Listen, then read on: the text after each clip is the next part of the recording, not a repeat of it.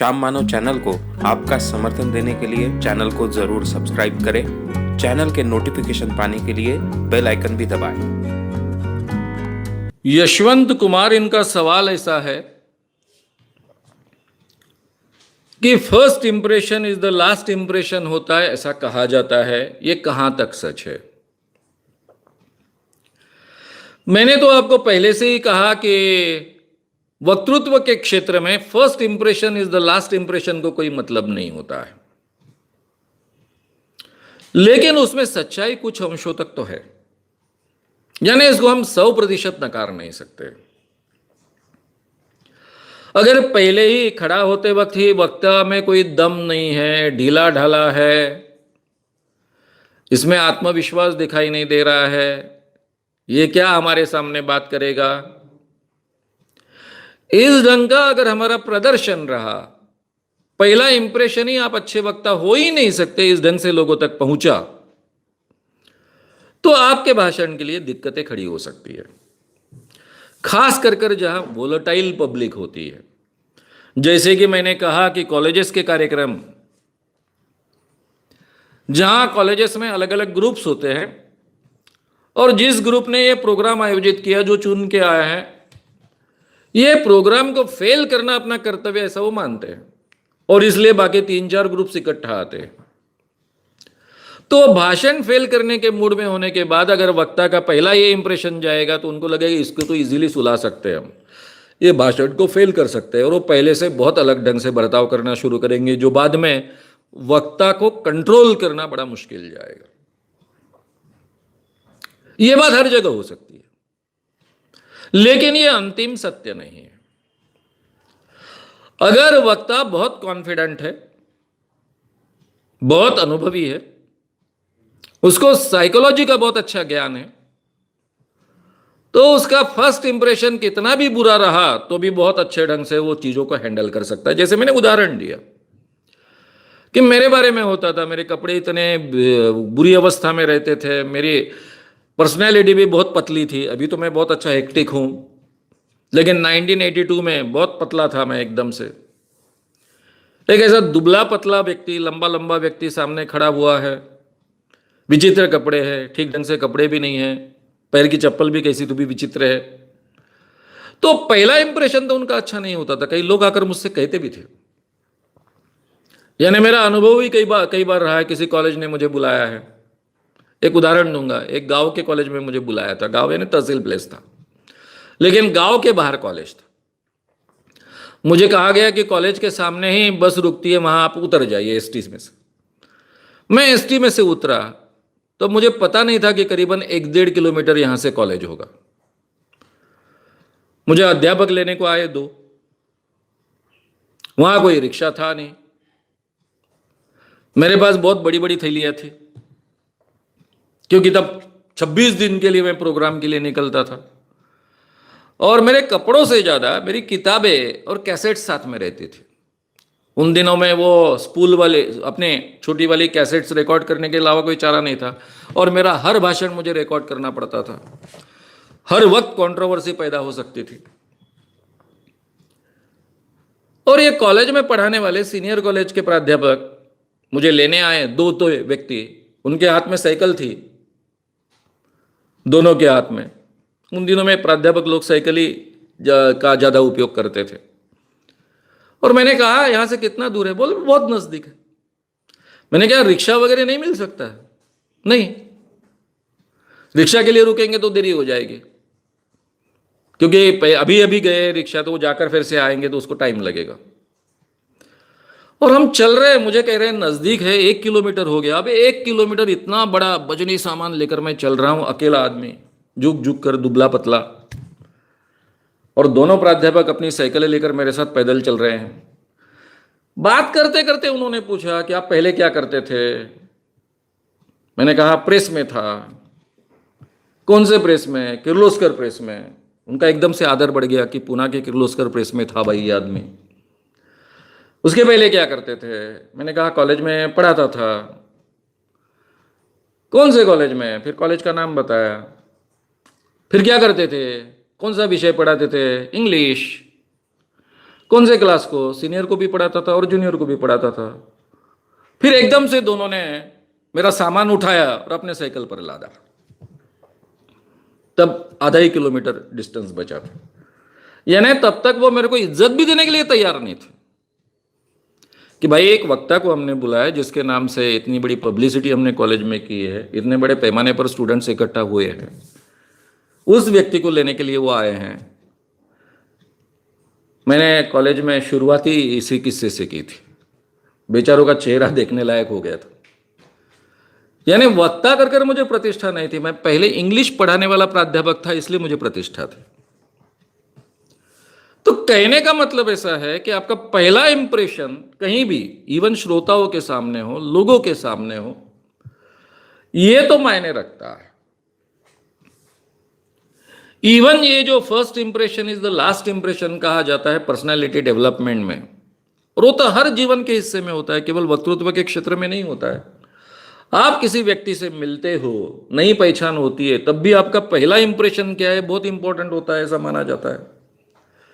तो मैं हमेशा कहता हूं, ये उदाहरण आप भी याद कर कर देखिए अपने जीवन में। एक कागज पेन लीजिए और याद कर देखिए कि पहले जिसको मिलते समय आप बहुत इंप्रेस हुए थे, यानी बात करने के पहले ही इंप्रेस हुए थे, उनके नाम लिखिए। और आप आज जिन लोगों से इंप्रेस हो उनके नाम लिखिए। आपके ध्यान में आएगा कि जिनको देखते ही आप इंप्रेस हुए थे, उन नामों में आज जिनके द्वारा आप इंप्रेस हो अपने जीवन में, वे नामों में काफी फर्क है। कॉमन नाम शायद एक आधा निकल जाए। तो first impression is the last impression तो नहीं होता है, लेकिन फर्स्ट इंप्रेशन महत्व का हो सकता है। हो सकता है ऐसा मैंने कहा है, होता ही है ऐसा मैंने नहीं कहा है। आपका अगर फर्स्ट इंप्रेशन अच्छा होता है तो आपको थोड़ा फायदा मिलता है, सहूलियत मिलती है। अगर आपका फर्स्ट इंप्रेशन उतना अच्छा नहीं होता है तो थोड़ी दिक्कत बढ़ जाती है। लेकिन आपके संवाद के जरिए आप किस ढंग से टैकल करते हो, सामने के व्यक्ति के साथ में किस ढंग से बात करते हो,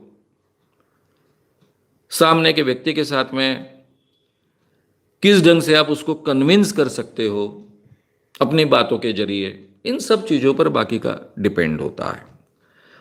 और वक्तृत्व के क्षेत्र में तो फर्स्ट इंप्रेशन को तो कोई महत्व नहीं होता है, मैंने पहले ही कहा है। और मैं जो कहता हूं शायद ही कोई आपको कहेगा, क्योंकि पर्सनालिटी डेवलपमेंट और ओरेटरी इस क्षेत्र में बोलने वाले जो सब होते हैं वो सब अमेरिका से डायरेक्ट भारत में ही उतरते हैं। अगर आपको अच्छा वक्ता बनना है तो फिर आपने सूट टाई बूट वगैरह पहनना चाहिए से शुरुआत होती है। और इसमें कोई मतलब नहीं है, कोई दम नहीं है, ये मैं हमेशा कहते आया हूं।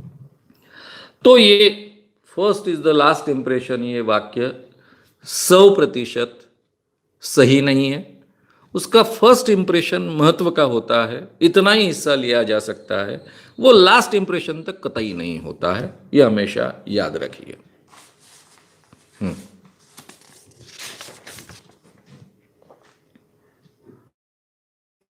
थोड़े वक्तृत्व से जुड़े सवाल है, पर वो हमारे हुए कि नहीं मैं जरा चेक कर रहा हूं। बाकी भी थोड़े सवाल लेता हूं जो आज ही आए हैं। क्या हम 100% आश्वस्त हो सकते हैं कि चमत्कार, आत्मा या भूत नहीं होते? क्या इन विषयों के बारे में 100% आश्वस्त होना संभव है? गगनदीप सिंह।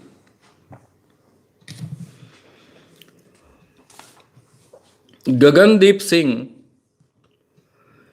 इनका सवाल ऐसा है कि क्या हम 100% आश्वस्त हो सकते हैं कि इस दुनिया में भूत नहीं है, चमत्कार नहीं है? इस बारे में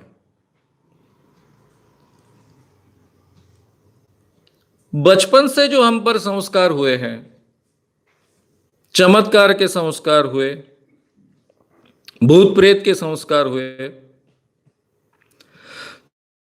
तो जो संस्कार हुए उनकी जड़ें इतनी पक्की होती है कि हमें कितना भी ज्ञान प्राप्त हुआ और ये सब झूठा है ऐसा पता चला, तो इसके बावजूद हमारे मन में विचार आता है कि हमारे इतने बड़े पूर्वज थे, इतने बड़े विद्वान थे, इतने बड़े ऋषि मुनि थे, वो सब क्या झूठे थे क्या? ये एक बात होती है। दूसरी बात होती है, इतने सालों से लोग जो मानते आए, आत्मा मानते आए, भूत प्रेत मानते आए, चमत्कार मानते आए, सभी धर्म मानते आए, चाहे बाइबल हो चाहे कुछ भी हो, वहां चमत्कारों का वर्णन होता है। ओरिजिनल स्क्रिप्ट में हो नहीं हो, फिर भी उस धर्म में कहने वाले काफी चमत्कार होते हैं। बुद्ध धर्म में भी काफी चमत्कार कहने वाले होते हैं, जैन धर्म में बहुत चमत्कार होते हैं, वो धर्म माने ना माने। तो सभी धर्मों ने चमत्कारों को महत्व दिया है। चमत्कारों के आधार पर ही संत माने गए या फिर ईश्वर माने गए। आत्मा सभी धर्म मानते हैं। तो ये जो सभी इतने हजारों सालों से मानते आए, वो एकदम से कैसा क्या झूठ होगा? ये भी सवाल हमारे सामने खड़ा होता है। मित्रों, ये सब जो है, मैं पहले ही बहुत विस्तार से ये बातें रख चुका हूं आपके सामने। अगर आपके दिमाग में अगर कोई भी डाउट होगा तो आप बहुत अच्छे ढंग से पूछिए, अपने आप से पूछिए। एक तो सबसे पहले आत्मा इस विषय पर बहुत विस्तार से बातें रखी है, भूत प्रेत इस विषय पर बहुत विस्तार से बातें रखी है, वो सभी सीरीज सुनिए। उसमें इस क्षेत्र में क्या क्या संशोधन हुए, इसका मतलब क्या होता है, हम क्यों इसको मानते थे, ये सब बातें बहुत विस्तार से लॉजिकली आपके सामने रखी गई है। तो पहले इस विषय का ज्ञान प्राप्त कर लीजिए, जो ऑलरेडी यूट्यूब पर मेरे ही चैनल पे अवेलेबल है। फिर ये जो आपके मन में एक सवाल और होता है, जो आपने शायद शब्दों में नहीं व्यक्त किया, आज विज्ञान को समझ में नहीं आता, लेकिन कल जाकर विज्ञान को समझ में आएगा। आज उनको आत्मा समझ में नहीं आता क्योंकि उनकी उतनी क्षमता ही नहीं है, कल जाकर समझ में आएगा। देखिए, विज्ञान नाम की कोई चीज यानी कुत्ता या बिल्ली नहीं है। विज्ञान का मतलब होता है वैज्ञानिक प्रक्रिया, साइंटिफिक मेथड के द्वारा जो सत्य मिला उसको स्वीकारना, दैट इज अवर साइंस। इसको हम विज्ञान कहते हैं। साइंटिफिक मेथड, वैज्ञानिक प्रक्रिया, यह सत्य ढूंढने की, सत्य जांचने की, सत्य को समझने की प्रक्रिया है। यह प्रक्रिया अभी अभी हमें सही माने में प्राप्त हुई है, गए 200-300-400 सालों में। क्या उसके पहले हमको वैज्ञानिक ज्ञान नहीं था? क्या था ना। ग्रीकों के जमाने में कई वैज्ञानिकों ने जो ज्ञान रखा वो आज हम केमिस्ट्री में, फिजिक्स में सीखते हैं।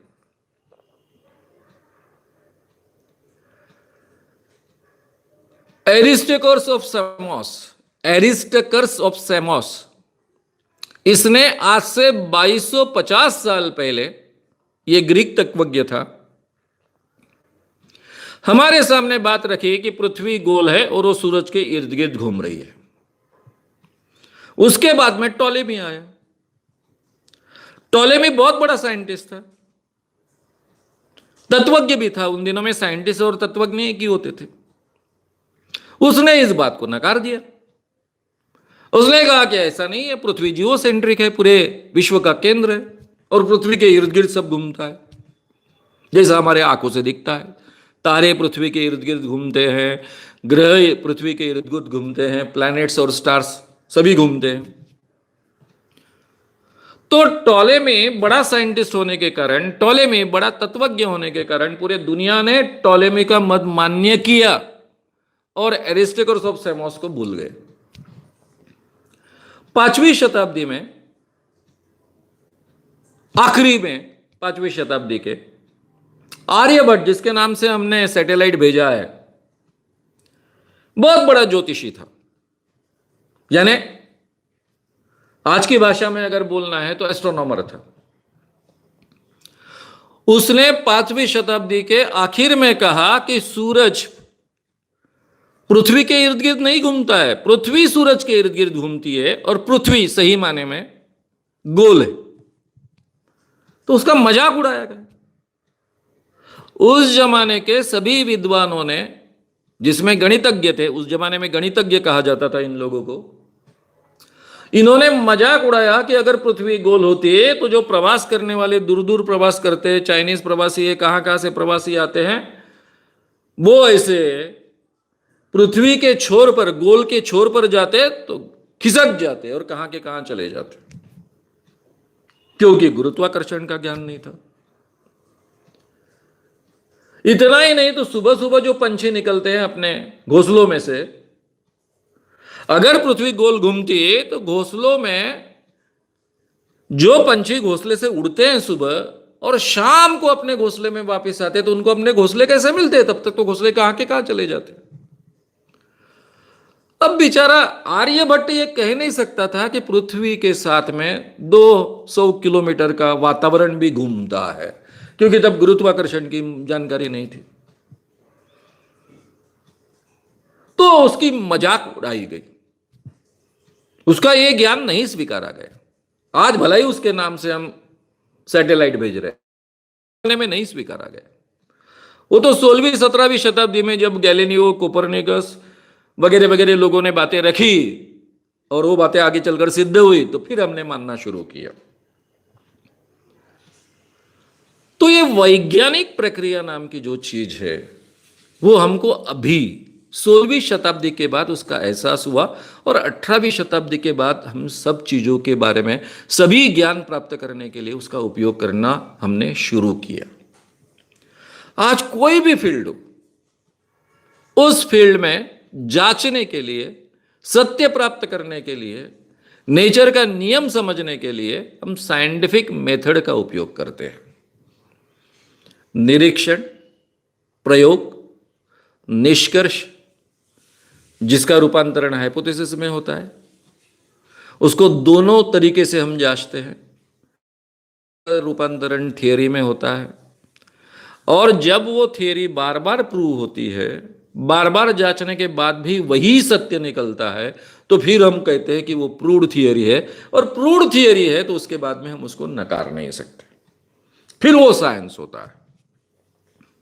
ये स्टेप जो है बर्ट्रांड रसेल ने रिलीजन एंड साइंस ये किताब में, और फिलोसफी ऑफ साइंस इस किताब में बहुत अच्छे ढंग से रखा है। तो ये साइंटिफिक मेथड तब हमको पता नहीं थी, इसलिए सही क्या है, सही क्या नहीं है, ये जांचने के तरीके हमारे पास उपलब्ध नहीं थे। आज हमारे पास बहुत सटीक तरीके उपलब्ध है, उसके जरिए हम जांच सकते हैं। और आज के जमाने में हमारे ये ध्यान में आया कि ये साइंटिफिक मेथड के अलावा सत्य जानने का दूसरा कोई तरीका हो ही नहीं सकता, है ही नहीं। और इसलिए ये साइंटिफिक मेथड के जरिए हम जांचेंगे और जो सत्य मिलेगा उसको हम स्वीकारेंगे। अब जो पुरानी हमारी मान्यताएं थी, ये सभी पुरानी मान्यताओं के बारे में ये साइंटिफिक मेथड का बहुत प्रभावी ढंग से उपयोग किया गया है। ये प्रभावी ढंग से उपयोग जो किया गया, उसी के कारण हमें पता चला कि आत्मा नाम की कोई चीज नहीं होती है। भाई, आत्मा केवल भारतीय परंपरा में माना गया ऐसा नहीं है ना, क्रिश्चियनिटी में भी माना गया। और सभी साइंटिस्ट धार्मिक थे। सबसे पहले हम क्या ढूंढते हैं, अगर हमारा वो विषय है, उस क्षेत्र में हम संशोधन कर रहे हैं, तो हमारी आस्थाओं को सबसे पहले ढूंढने की कोशिश करते हैं। तो जितने भी शरीर विज्ञानी हुए, उन्होंने आत्मा को ढूंढने की कोशिश की। जब उनके ध्यान में आया कि आत्मा की कोई जरूरत ही नहीं है, शरीर वैसे ही काम करता है और आत्मा नाम की कोई चीज नहीं होती है, तो आज मेडिकल साइंस की किताब में सोल ये शब्द नहीं आता है, आत्मा नहीं आता है। सेम थिंग भूत प्रेत के बारे में। अब भूत प्रेत की कल्पना केवल भारत में थी ऐसा नहीं है, पूरे दुनिया में थी, क्योंकि लोग अनुभव करते थे। अलग ढंग से कोई व्यक्ति बर्ताव कर रहा है, अलग आवाज में बात कर रहा है, ये क्या है उसको पता नहीं था, उसको पोजेशन मानता था। अब ये पोजेशन क्या है हमको एग्जैक्टली पता चल गया, उसके साइकोलॉजिकल कारण पता चल गए, साइकेट्री नाम की शाखा उसमें काम करती है।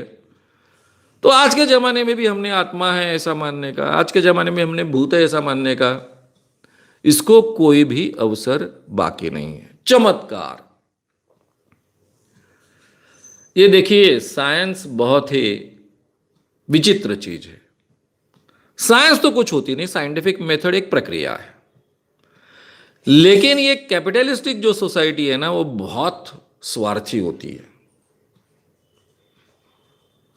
वो सब सत्ता भी प्राप्त करना चाहती है और सब फायदे भी उठाना चाहती है।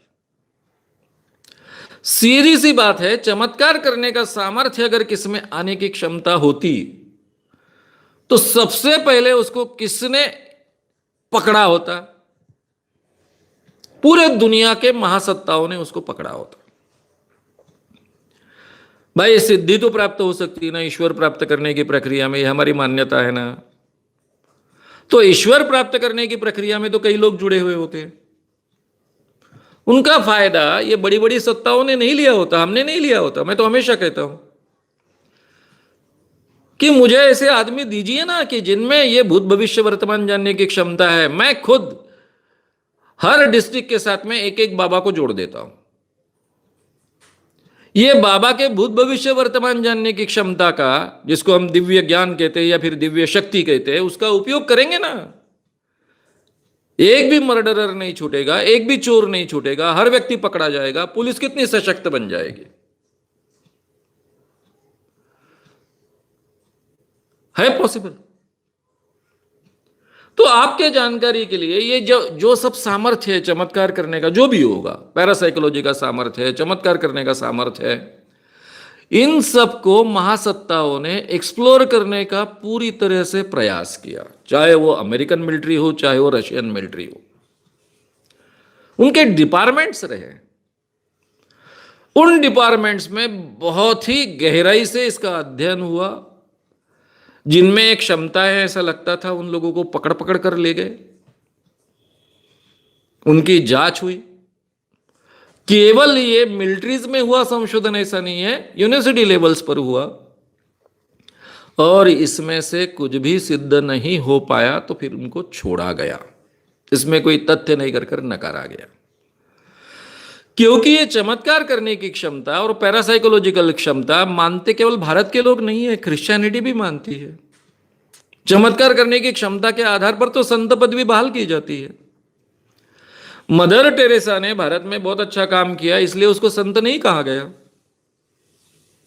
तो उसने 2 केसेस बीमार लोगों की ठीक की, इसलिए उसको सेंट कर उपाधि दी गई। इतना अंधविश्वास है उस क्षेत्र में। तो यह अंधविश्वास तो पूरे दुनिया भर में, रशिया में है, रशिया के धार्मिक आचरण में है, चाहे वो कम्युनिस्ट विचारधारा के कारण माने ना माने, अमेरिका में है, पूरे दुनिया में है। तो इन लोगों ने ये सभी क्षमताएं एक्सप्लोर करने का, उनको जांचने का, उनको पकड़ने का बहुत प्रयास किया है, और उसमें से कुछ निकला नहीं है। इसलिए आज के जमाने में हम इतना डेफिनेटली कह सकते हैं कि जो हमारी पुरानी मान्यताएं हैं, साइंस ने जिनको जांचा है और जांचने के बाद यह सत्य नहीं ऐसा सिद्ध हो चुका है, वो तो है ही नहीं।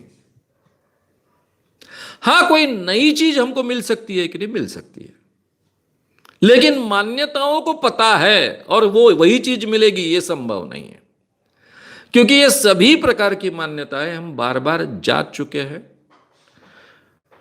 उनको संशोधित करने का प्रयास कर चुके हैं, उनको प्राप्त करने का प्रयास कर चुके हैं, और जब वो संभव नहीं है, इनमें कोई तथ्य नहीं हमारे ध्यान में आया, तभी हमने नकारा है।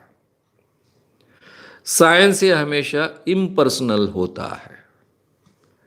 ये मेरी अंदर की मान्यता क्या है, इसके आधार पर काम नहीं करती है। काम कर सकती है, यानी काम की शुरुआत कर सकती है, लेकिन निष्कर्ष उसके आधार पर नहीं आते। जो सत्य है उसी को हम स्वीकारते हैं।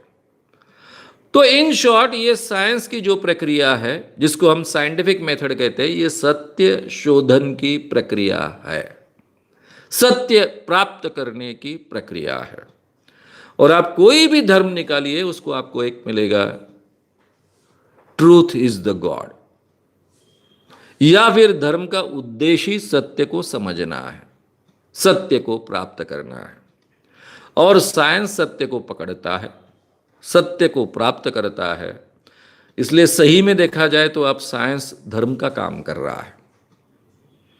अब आप बोलोगे ये साइंस ने हजारों लोगों को अणुबॉम्ब के द्वारा मारा, या फिर वो भोपाल का गैस लीक हुआ, उसमें कई लोग मारे गए। भाई, इसका साइंस से कोई संबंध नहीं है। साइंस ये ज्ञान की प्रक्रिया है, इसका उपयोग इंसान करता है, अच्छे के लिए कर सकता है, बुरे के लिए कर सकता है।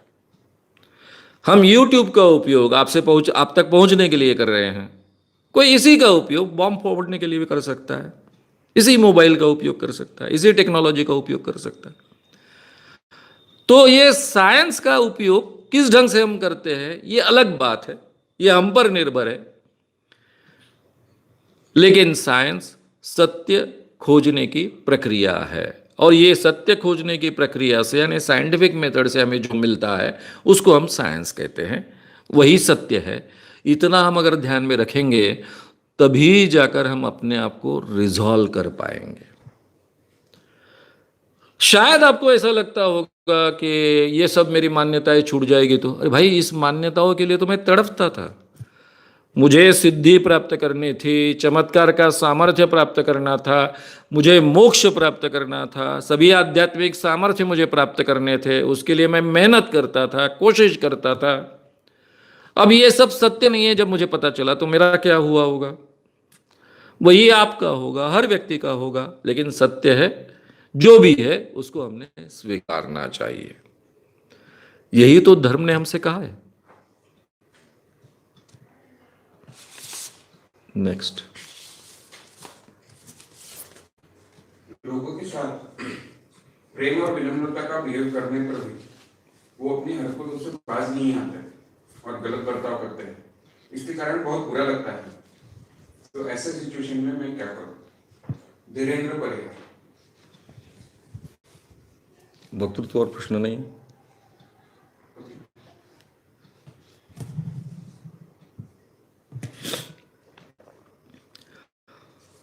धीरेन्द्र परिहार, इनका सवाल है कि लोगों के साथ में कितना भी प्रेम से और अच्छा व्यवहार करे तो भी लोग अपनी बातें नहीं छोड़ते, और वो उसी ढंग से बुरा व्यवहार करते रहते हैं, तो फिर क्या करें? एक छोटा सा मैं कथा या किस्सा आपको सुनाऊंगा।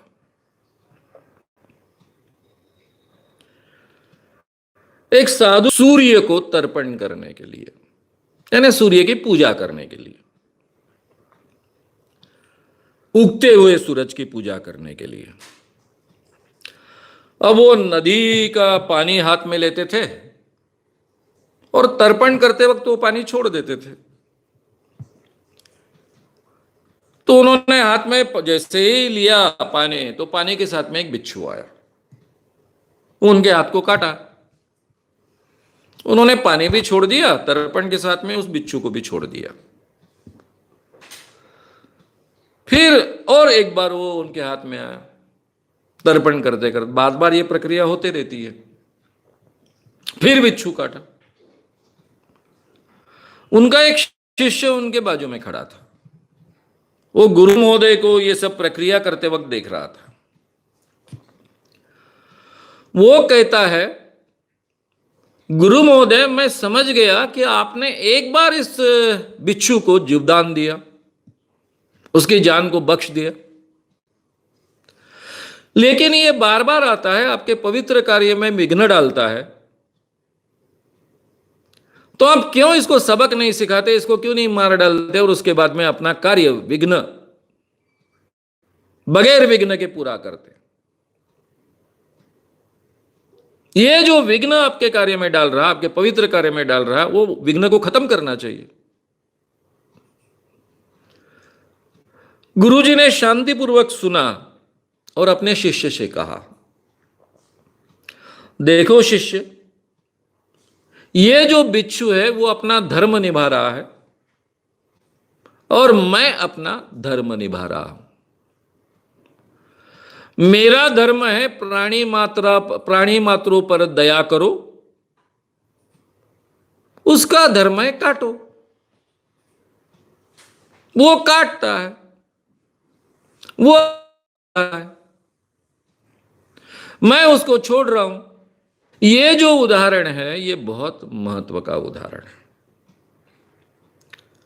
अब बिच्छू के काटने से अगर मरने की गुंजाइश होती तो बात अलग है, लेकिन ये बिच्छू कोई हमारे कोकण वाला बिच्छू नहीं है, ये आम गांव में मिलता है वो बिच्छू है जो काटने के बाद में दर्द तो होता है लेकिन इंसान की मृत्यु नहीं होती है।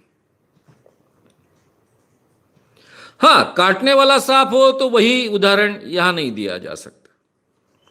अगर सांप है, विषैला है, नाग है, काटेगा तो आज इंसान मरेगा तो उसको भी काटने दो, ऐसा कोई बोलेगा नहीं। भाई स्वभाव है उसका काटना, काटने दो उसको, कटवा लो अपने आप को, ऐसा नहीं बोलेगा। कहने का मतलब ऐसा है कि जब तक आपके जान को धोखा नहीं है, जान की जोखिम नहीं है, तब तक तो भी आप इस ढंग का व्यवहार कर सकते हो कि लोग चाहे वैसा व्यवहार करें, हम अपनी मनुष्यता ना छोड़े, हम अपनी इंसानियत ना छोड़े, हम हर एक के साथ में अच्छा व्यवहार करते रहे। इसका मतलब दूसरों को ठगने दे, अपना शोषण होने करने दे, यह भी नहीं हम करने देंगे। हम वहां पूरी तरह से समझ कर रहेंगे, कौन सी चीज को हाँ कहना है, कौन सी चीज को ना कहना है, यह जानकर हम अपने जीवन में जिएंगे। हम शांति से चार लोगों की बातें सुनते हैं, कुछ लोग गलत सलत बातें कहते हैं, उस तरफ ध्यान नहीं देते, यहां तक ठीक है। लेकिन कोई हमारा शोषण करे, हमारा नुकसान करते बैठे और हम सहते जाए, यह भी हम होने नहीं देंगे। अन्याय भी सहन नहीं करेंगे, लेकिन छोटी मोटी बातों को हम रिएक्ट नहीं करेंगे। इस ढंग से इंसान अपने जीवन में जी सकता है और उसके बहुत बड़े फायदे हैं। आपके साथ में अगर लोगों के साथ में आप बहुत प्रेम से बर्ताव करते हो, अच्छा बर्ताव करते हो, इसके बावजूद आपके साथ में कुछ लोग बुरा व्यवहार करते हैं, जाने दे, बिच्छू है, उसका धर्म है, इसी ढंग से वो बर्ताव करने वाला है। मैं इंसान हूं, इंसान के जैसा मैं बर्ताव करूंगा, ऐसा हम जी सकते हैं और उसके फायदे बहुत है। हो सकता है आगे का बिच्छू वाला व्यक्ति बदल जाए, बिच्छू जैसा वो काटने वाला व्यक्ति है वो बदल जाए, ना भी बदले तो हमको कोई फर्क नहीं पड़ता है। हम तो अपनी इंसानियत नहीं छोड़ते उसके काटने के कारण, हम तो इंसान बने रहते। ये इंसान के जीवन में संभव है और इसके लिए हमने सबसे पहले अंदर से सीखना चाहिए कि हम किसी का द्वेष नहीं करेंगे। ठीक है, उसकी मर्यादा है, वो इस योग्य नहीं है, वो इस योग्य नहीं है, समझ के रहेंगे। हर बार कहने की आवश्यकता नहीं होती है। अभी देखिए, मैं तो ऐसे फील्ड में हूं कि जहां मुझे लड़ाई करनी पड़ती है, झगड़ना पड़ता है। मैंने क्षेत्र ही ऐसा चुना है कि मैं जो आपसे कह रहा हूं उसके विपरीत मुझे बर्ताव करना पड़ता है।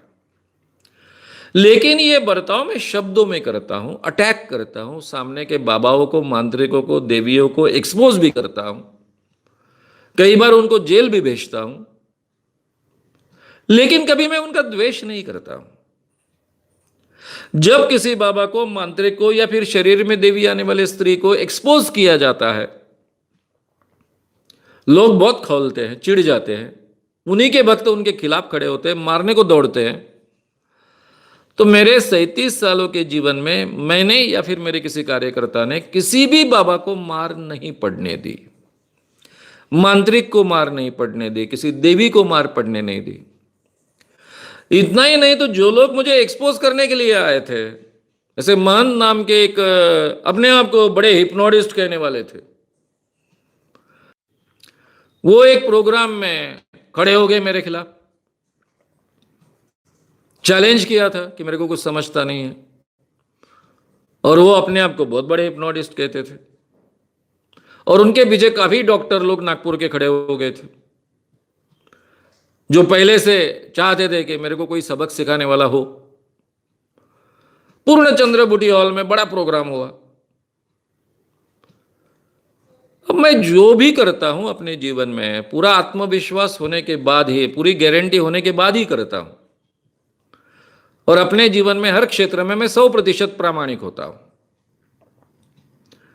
मेरा अभ्यास भी बहुत प्रामाणिक होता है। जिस बारे में मुझे कॉन्फिडेंस होता है, मेरा गहराई से अध्ययन होता है, उसी के बारे में बोलता हूं। बाकी चीजों के बारे में मैं बोलने के झंझट में भी नहीं पड़ता हूं। तो मैंने अपनी बात बहुत अच्छे ढंग से रखी। ये जो आह्वान प्रति आह्वान था, इसमें एक बार बोलना है एक और बात खत्म हो, ऐसी नहीं थी। पहले उन्होंने अपनी बात रखी, फिर मैंने रखी, फिर उन्होंने रखी, फिर मैंने रखी, फिर वो खड़े हो गए। तब तक लोग इतने भड़क चुके थे कि उनको मारने के लिए दौड़े। उमेश बाबू चौबे जो हमारे संगठन के कार्यकारी अध्यक्ष थे, हमने बचाया लोगों से, उनको एक रूम में ले गए, लोगों को नहीं आने दिया, उनको नहीं मारने दिया। कई बाबाओं के बारे में, मांत्रिकों के बारे में इस ढंग से अपने जीवन में हम बर्ताव करते आए। मैं अंदर से, मन से उनका द्वेष नहीं करता हूं, लेकिन मेरा काम है लोगों को आगाह करना, उनसे बचाना। तो डायरेक्टली मैं कहता हूं, उन पर अटैक भी करता हूं शब्दों में, लेकिन कभी द्वेष नहीं निर्माण करता लोगों के मन में उनके प्रति। तो यह संभव है। ये मेरे जैसे कठिन काम में अगर संभव है, तो आम इंसान के जीवन में तो संभव है। ठीक है, जो हमेशा बिच्छू जैसा काटता है, बार बार प्रेम करने के बाद भी काटता है, तो हमारा चॉइस होता है ना कि उसके साथ में संपर्क ना रखे। नहीं हमको उसके साथ में बर्ताव करना है तो उससे दूर हो जाए। अगर बहुत नजदीक का रिलेशन नहीं है तो ऐसा भी हम कर सकते हैं। रिलेशन में भी हम 4 हाथ दूर रह सकते हैं। हाँ, कोई ऐसे ही हमारे रिलेशन है, जैसे माँ बाप है, उनको छोड़ नहीं सकते। बहुत नजदीक के अगर रिलेशन है कि जिनको आप छोड़ नहीं सकते, तो अपनी सहन शक्ति बढ़ाइए। मैं यही कहता हूं, फिर से एक बार दोहराता हूं कि जब तक आपके जान को जोखिम नहीं, जब तक आपको कोई जान से ही मारने की जरूरत करता नहीं है, तब तक काटने वाले की तरफ अब ध्यान न देना, यह इंसान के लिए संभव है। आगे का व्यक्ति दुर्व्यवहार करता है, गलत बोलता है, गलत तरीके से बर्ताव करता है, तो भी उसकी तरफ ध्यान न देते हुए हम अपनी इंसानियत कायम रखकर अपने जीवन में जी सकते हैं। ये संभव है, आम इंसान के लिए भी संभव है, और ये बहुत फायदेमंद है। हम जब दूसरे का द्वेष करते हैं, दूसरे के साथ में द्वेष के साथ में झगड़ते रहते हैं, तो हमारा भी जीवन हम अशांत कर लेते हैं। तो ये शांतिपूर्वक जीने का एक बहुत अच्छा नुस्खा है, वो हर व्यक्ति अपने जीवन में अमल में ला सकता है।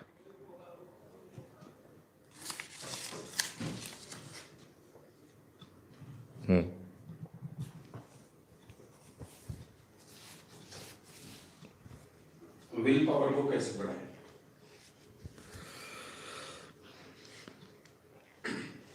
किशोर डोईफोड़े।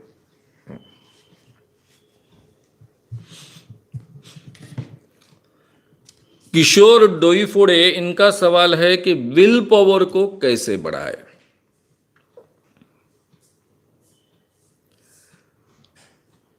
अब ये विल पावर नाम की जो चीज होती है,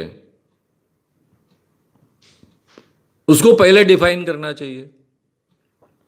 विल पावर यानी क्या? हमारी इच्छा शक्ति, कुछ करने की क्षमता, विल पावर, ऐसा जनरली हम उसको कहते हैं। ये विल पावर कोई स्वतंत्र चीज नहीं है, हमारे आत्मविश्वास का एक हिस्सा है। मैं किसी काम को कर सकता हूं, ये मेरा आत्मविश्वास, और ये काम पूरा होने तक मैं करते रहूंगा, ये अगर प्रैक्टिस में मैं लाता हूं तो वो मेरे विल पावर का हिस्सा हो गया। यानी आत्मविश्वास भी विल पावर का हिस्सा है और विल पावर का हिस्सा आत्मविश्वास भी है।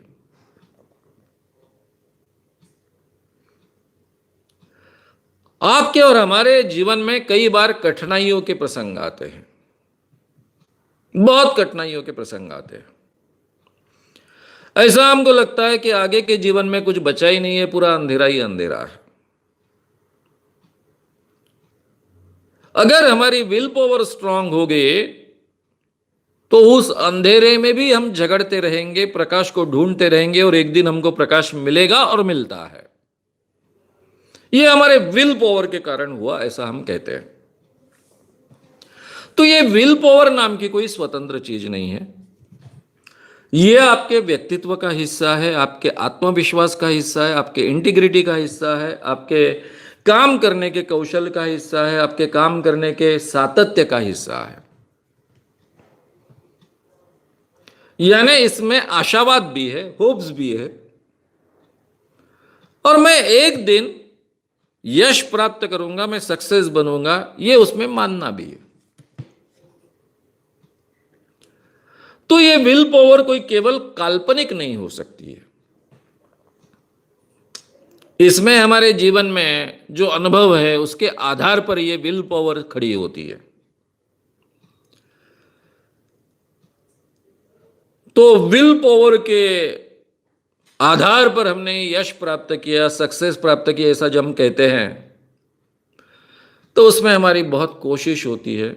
सामान्य कोशिश रही, हमने कोई काम किया, बहुत अच्छे ढंग से काम किया, मेहनत से काम किया और फल मिल गया, तो हम नहीं कहते कि वहां विल पावर का हमने बहुत उपयोग किया। हमको जरूरत नहीं महसूस होती है।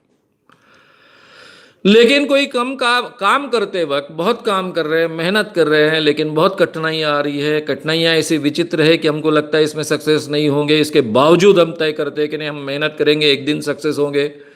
और बहुत मेहनत करने के बाद में उन कठिनाइयों को हम पार कर पाते हैं और फिर हम सक्सेस बनते हैं और फिर कहते हैं विल पावर के कारण मैं यहां तक पहुंचा।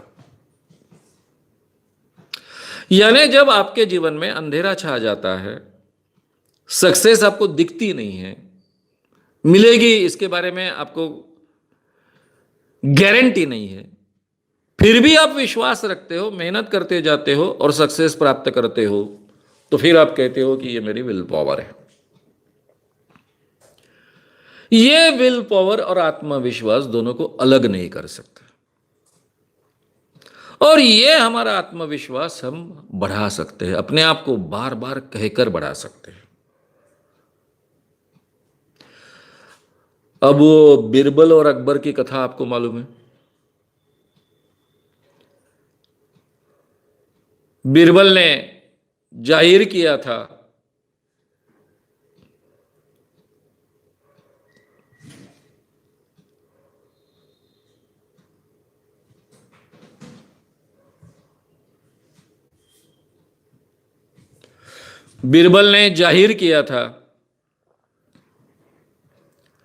क्या जाहिर किया था?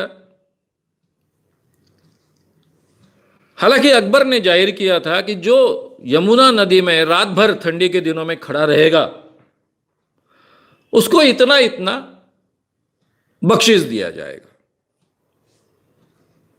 और एक्चुअली क्या हुआ?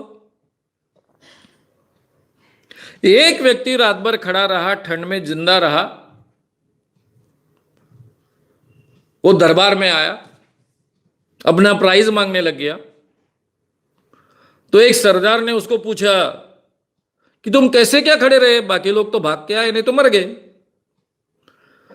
वो बोले ये जो यमुना तट पर जो राजमहल है वहां के लाइट मुझे दिख रहे थे, वो लाइट की तरफ मैं देख रहा था और महसूस कर रहा था कि मुझे गर्मी प्राप्त हो रही है, वो लाइट की गर्मी प्राप्त हो रही है, और मुझे सच में लग रहा था कि मुझे गर्मी प्राप्त हुई, और इसलिए मैं रात भर जिंदा रहा और इसलिए मैं टिक पाया। अकबर ने डिक्लेयर कर दिया, इसका मतलब तू रात भर खड़ा नहीं रहा, तुझे राजमहल का लाइट मिला, लाइट का हीट मिली तुझे लाइट की, इसलिए तो जिंदा रख पाया, तो मेरी शर्त पूरी नहीं हुई। फिर बीरबल ने दूसरे दिन छुट्टी ली। अकबर ने पूछा कि भाई बीरबल तूने क्यों छुट्टी ली? पता चला अकबर जी को कि बीरबल बहुत काम में मशरूफ हैं, सुबह से खिचड़ी बना रहे। अकबर बादशाह आए, देखते हैं बीरबल की खिचड़ी, तो उसने नीचे में आग लगाई और बहुत ऊपर में अपना खिचड़ी वाला मटका लटका दिया। ऊपर में टांगा हुआ था 3 बांसों को। अकबर आकर हंसने लग गए, बोले क्या मूर्खता चल रही तुम्हारी सुबह से? मैं सुन रहा हूं सुबह से कि बीरबल आज छुट्टी पर है क्योंकि वो खिचड़ी पका रहा है, खिचड़ी पका रहा है। ये कोई खिचड़ी पकाने का तरीका है? इतने ऊपर 10-15 फीट पर, 20 फीट पर तूने लगा दिया खिचड़ी का हंडा, और नीचे जमीन पर तू आग लगा रहा है, तो वहां तक कैसी आग पहुंचेगी और कैसे खिचड़ी पकेगी?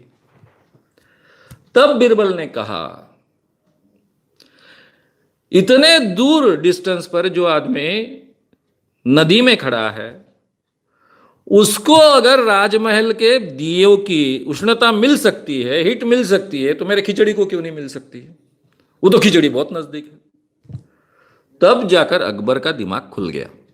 ये सब कहानी हमने सुनी रही थी, हर एक ने सुनी रही थी।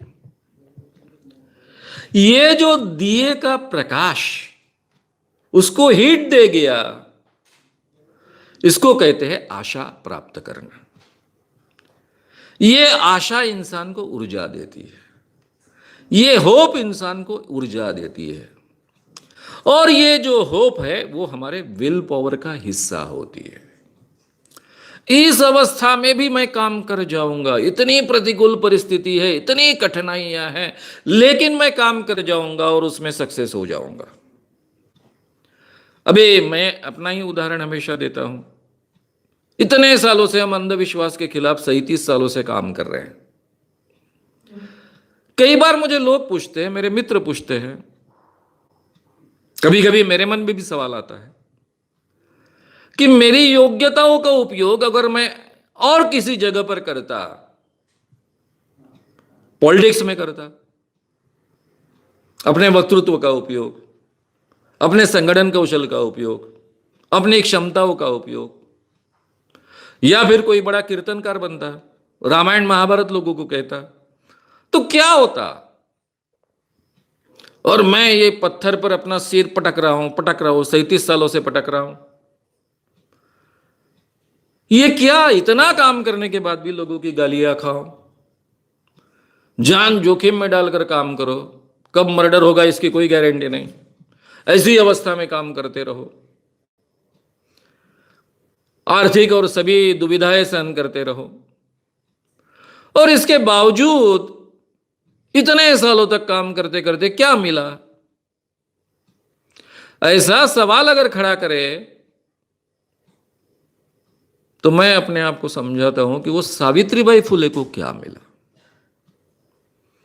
अगर सावित्रीबाई फुले ने पुणे में कोशिश नहीं की होती, लोगों के खिलाफ जाकर लड़कियों को पढ़ाने की हिम्मत नहीं की होती, तो आज हमारी ग्रैंड मदर सीखी है, माएँ सीखी हैं, बेटियां सीख रही हैं, ये अवस्था निर्माण होती तो वो टिमटिमाता दिया होता है सावित्रीबाई फुले हर सामाजिक कार्यकर्ता के जीवन में, कि उसने इतने मेहनत की, इतना त्याग किया, तब जाकर कुछ समाज में हुआ। ऐसे कई लोग हैं, तो मैं भी थोड़ा सा अपना दिया लेकर चलूं। तो ये विल पावर नाम की जो चीज होती है ना, ये आशा और आपका कॉन्फिडेंस। जब मैंने ये काम शुरू किया 1982 में, अंधविश्वास के खिलाफ का काम, तो उसके पहले मैं संपूर्ण क्रांति में काम करता था। मेरे काफी मित्र देश भर में काम करते हैं। वो मुझसे कहने लग गए ना, क्या कर रहे हो यार, ये तो पत्थर पर सिर पटकना है, ये काम में कभी सक्सेस मिलने वाली है? इतने संस्कार, इतने जकड़े हुए संस्कार, इससे कोई बड़े काम में आ। तब मैंने कहा था कि नहीं, मुझे विश्वास है, मैं जिस ढंग से काम करना चाहता हूं उसमें लोग बदलेंगे। मैं जैसा बदला हूं वैसे लोग बदलेंगे। मैं अलग ढंग से काम करना चाहता हूं, आज तक जिस ढंग से काम होते हैं उस ढंग से नहीं करना चाहता हूं। मैं अलग ढंग से काम करना चाहता हूं, इस काम को बहुत अच्छा रिस्पॉन्स मिलेगा, लोग बदलेंगे, और लाखों लोग आगे बदलते गए। 37 सालों के मेहनत के बाद में बहुत परिवर्तन हुआ। जो मैं चाहता था वो हुआ। मैं बहुत प्रैक्टिकल व्यक्ति था, काल्पनिक बातें नहीं करता था। लेकिन इतने सालों तक हमारे इतने कार्यकर्ता काम करते आए हैं जिनको एक पैसा इसमें से मिलता नहीं है, उल्टा समय और पैसा दोनों इस काम में खर्च करना होता है। तो ये जो विल पावर होती है, ये विल पावर के कारण ही ये संभव होता है।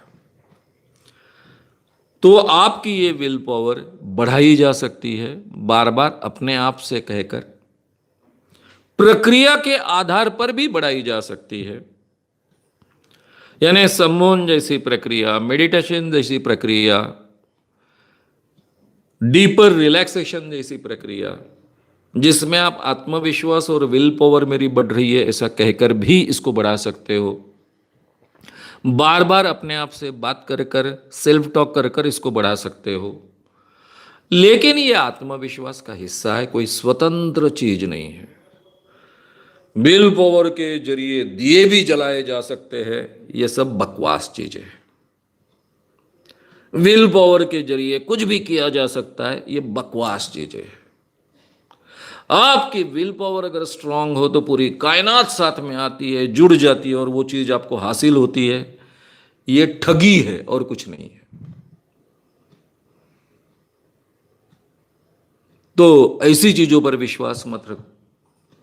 विल पावर हर एक की बढ़ाई जा सकती है। विल पावर के कारण आप टिक कर रह सकते हो। आपका कॉन्फिडेंस, आपकी काम करने की क्षमता, लगातार काम करने की क्षमता, आपकी आशा, ये सब मिलकर हमारी विल पावर बनती है। और ये विल पावर हमारे जीवन का बहुत महत्व का हिस्सा हो सकता है और इसको बढ़ाया भी जा सकता है।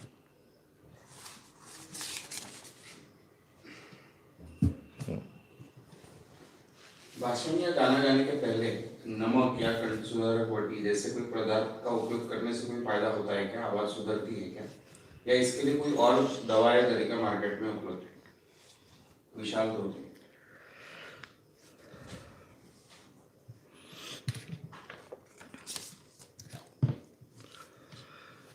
विशाल धोटे इनका सवाल है, भाषण के लिए या गाने के लिए आवाज सुधारने के लिए कुछ दवाएं उपलब्ध होती है क्या? जैसे ज्येष्ठ मंद है, अलग अलग दवाइयां हैं, इसका उपयोग हो सकता है क्या? अब देखिए, इसका तो पूरा ज्ञान मुझे है ऐसा मैं कह नहीं सकता हूं। इसके बारे में मैंने ज्यादा सोचा भी नहीं। डॉक्टरी फील्ड में मेरे काफी बहुत नजदीक के मित्र हैं। जब शुरुआत में ही मुझे कहा गया कि ज्येष्ठमंद हो, बाकी कोई चीजें हो, इनका एक सूदिंग इफेक्ट से कोई ज्यादा फायदा तो मिलने वाला है नहीं। और मुझे कहा गया था कि एक ही चीज का तुमको सबसे ज्यादा अच्छा फायदा मिलने वाला है, वो यानी डेली गार्गल्स। गुनगुने पानी में नमक डालकर गार्गल्स कीजिए तो आपके गले के इन्फेक्शंस कम रहते हैं और बोलने वाले का गला इतना डेलिकेट बन जाता है कि उसको इन्फेक्शंस का प्रमाण बढ़ने का प्रमाण बहुत बढ़ जाता है। इसलिए सुबह उठते ही गार्गल्स कीजिए, रात को सोने के पहले गार्गल्स कीजिए, और आपका भाषण या गले का बहुत अच्छे ढंग से आपने उपयोग किया है तो गार्गल्स कीजिए। ये तो मैं कंटिन्यूअसली करते आ रहा हूं। बीच बीच में मैंने अलग अलग दवाइयों का उपयोग कर कर देखा। यानी कंठील नाम की एक गोलियां होती है जो उसमें ज्येष्ठमंद और बाकी कुछ चीजें होती है, शहद भी होता है, उसका भी उपयोग कर कर देखा। टेस्ट अच्छी लगती थी, लेकिन उसका कोई बहुत ज्यादा उपयोग होता है ये ध्यान में नहीं आया। ज्येष्ठमंद का उपयोग कर कर देखा, अच्छा लगता है मुंह को, लेकिन उसका कोई बहुत ज्यादा उपयोग होता है ऐसा ध्यान में नहीं आया। फिर मेरे ध्यान में आया कि आपका गला जो सूखते रहता है उसमें केवल अगर कोई पेपरमिंट आप यूज करते हो तो उसका भी आपको अच्छा लगता है। तो मैं अलग अलग ढंग के पेपरमिंट्स यूज करते आया हूं। अभी अल्पेनलिबे बीच में उपयोग में लाता था, तो अल्पेनलिबे के कारण गले के अंदर ऐसा एक चिकना चिकनापन महसूस होता है।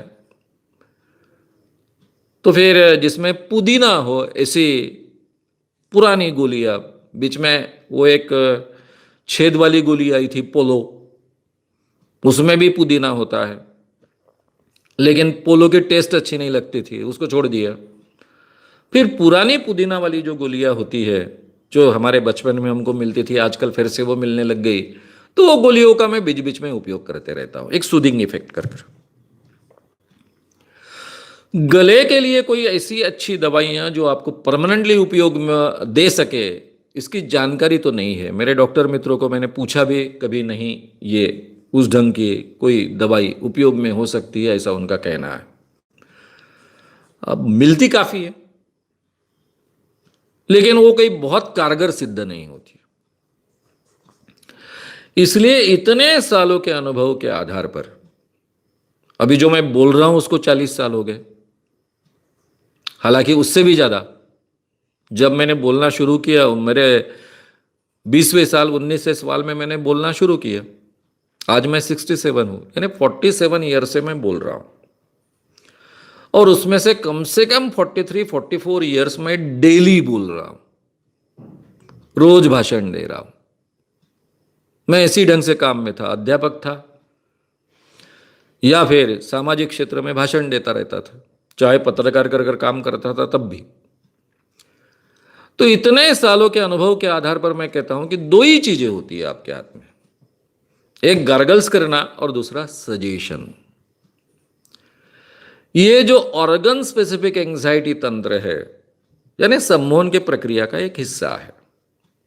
सम्मोहन एक सिंपल प्रक्रिया है मेडिटेशन में अल्फा रिदम की अवस्था में जाने की।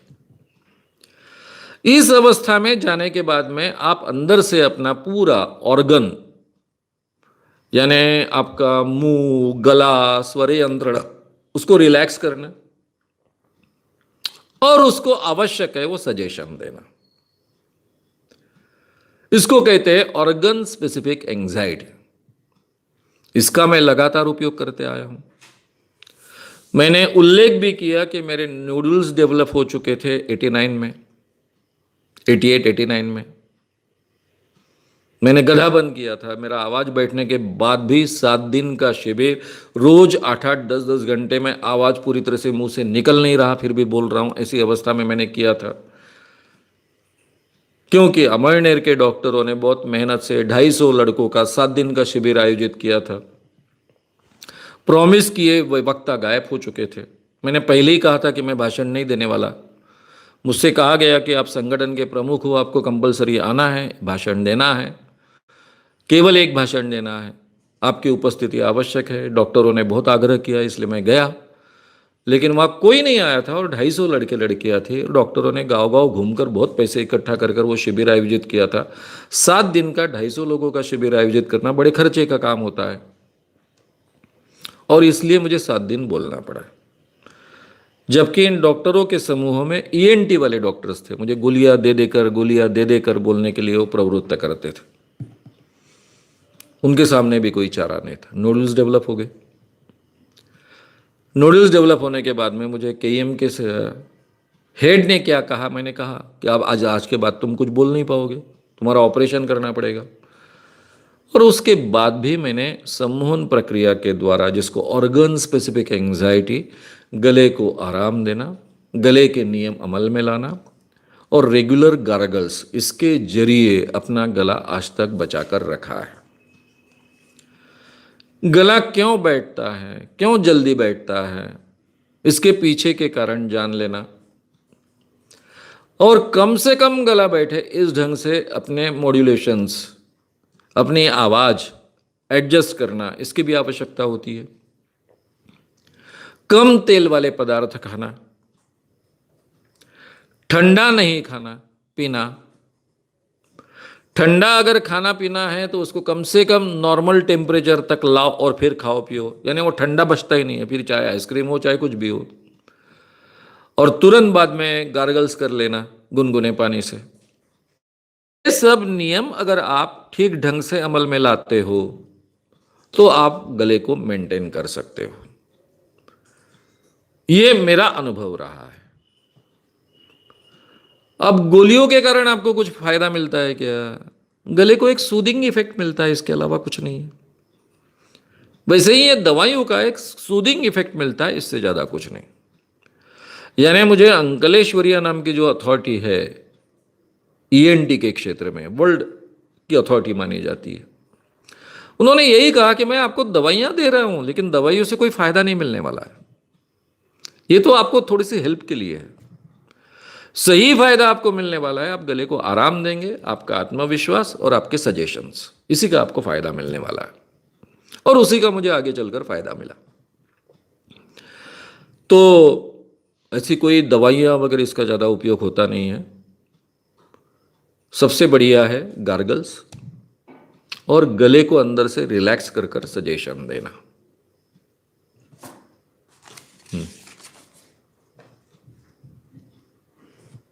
क्या जीवन जीने के लिए किसी चीज को मानना आवश्यक है? आपको भी तो कहीं ना कहीं कोई चीज माननी ही पड़ती होगी, प्रकाश मिश्रा।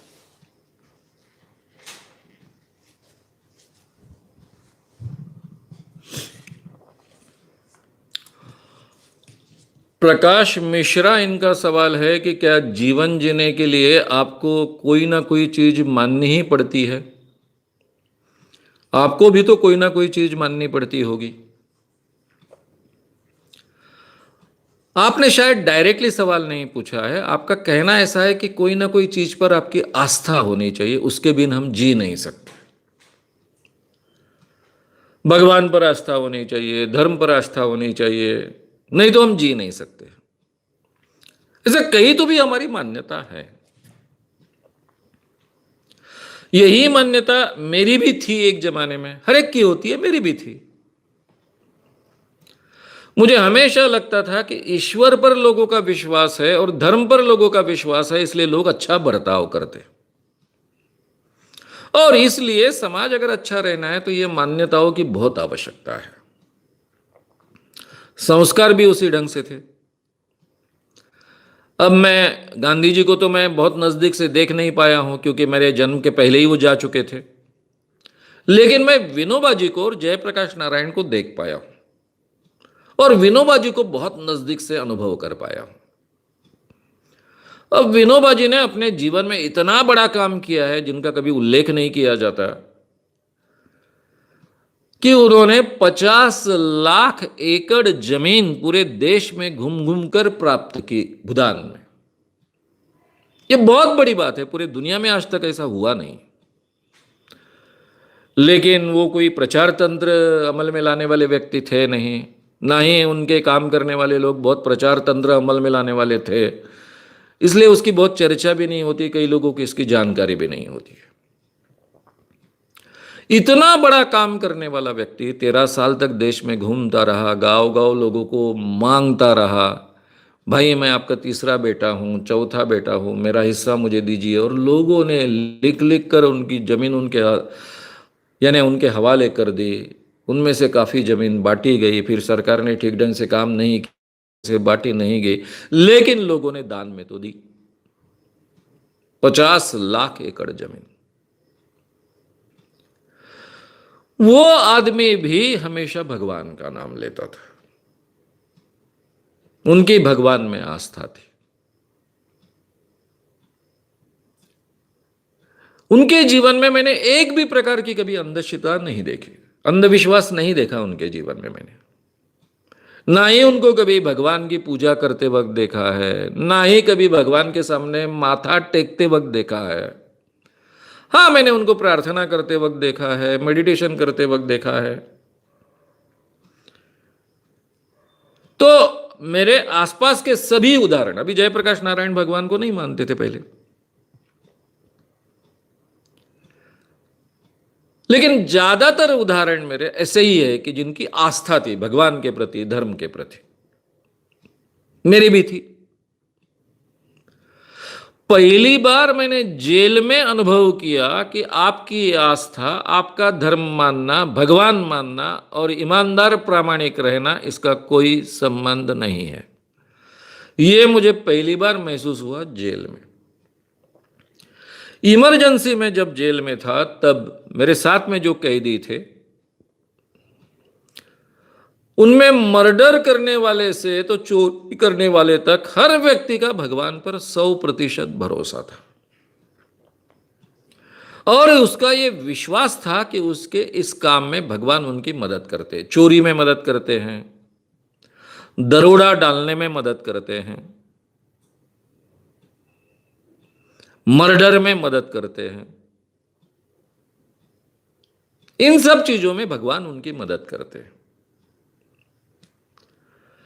फिर मैं अंधविश्वास के काम में जब आया तब खुली आंखों से मंदिरों को देखने लगा। मैं पहले भी बहुत मंदिरों में जाता था, तीर्थ स्थलों में जाता था, लेकिन अब नए दृष्टि से जाने लग गया। आम इंसान मंदिर में जाता है, पूजा कर कर वापिस आता है। मेरा ऐसा नहीं होता है। मैं 2-2, 3-3 दिन, जब चेहरा बिल्कुल पहचान का नहीं था तब मेरे लिए बहुत आसान बात थी।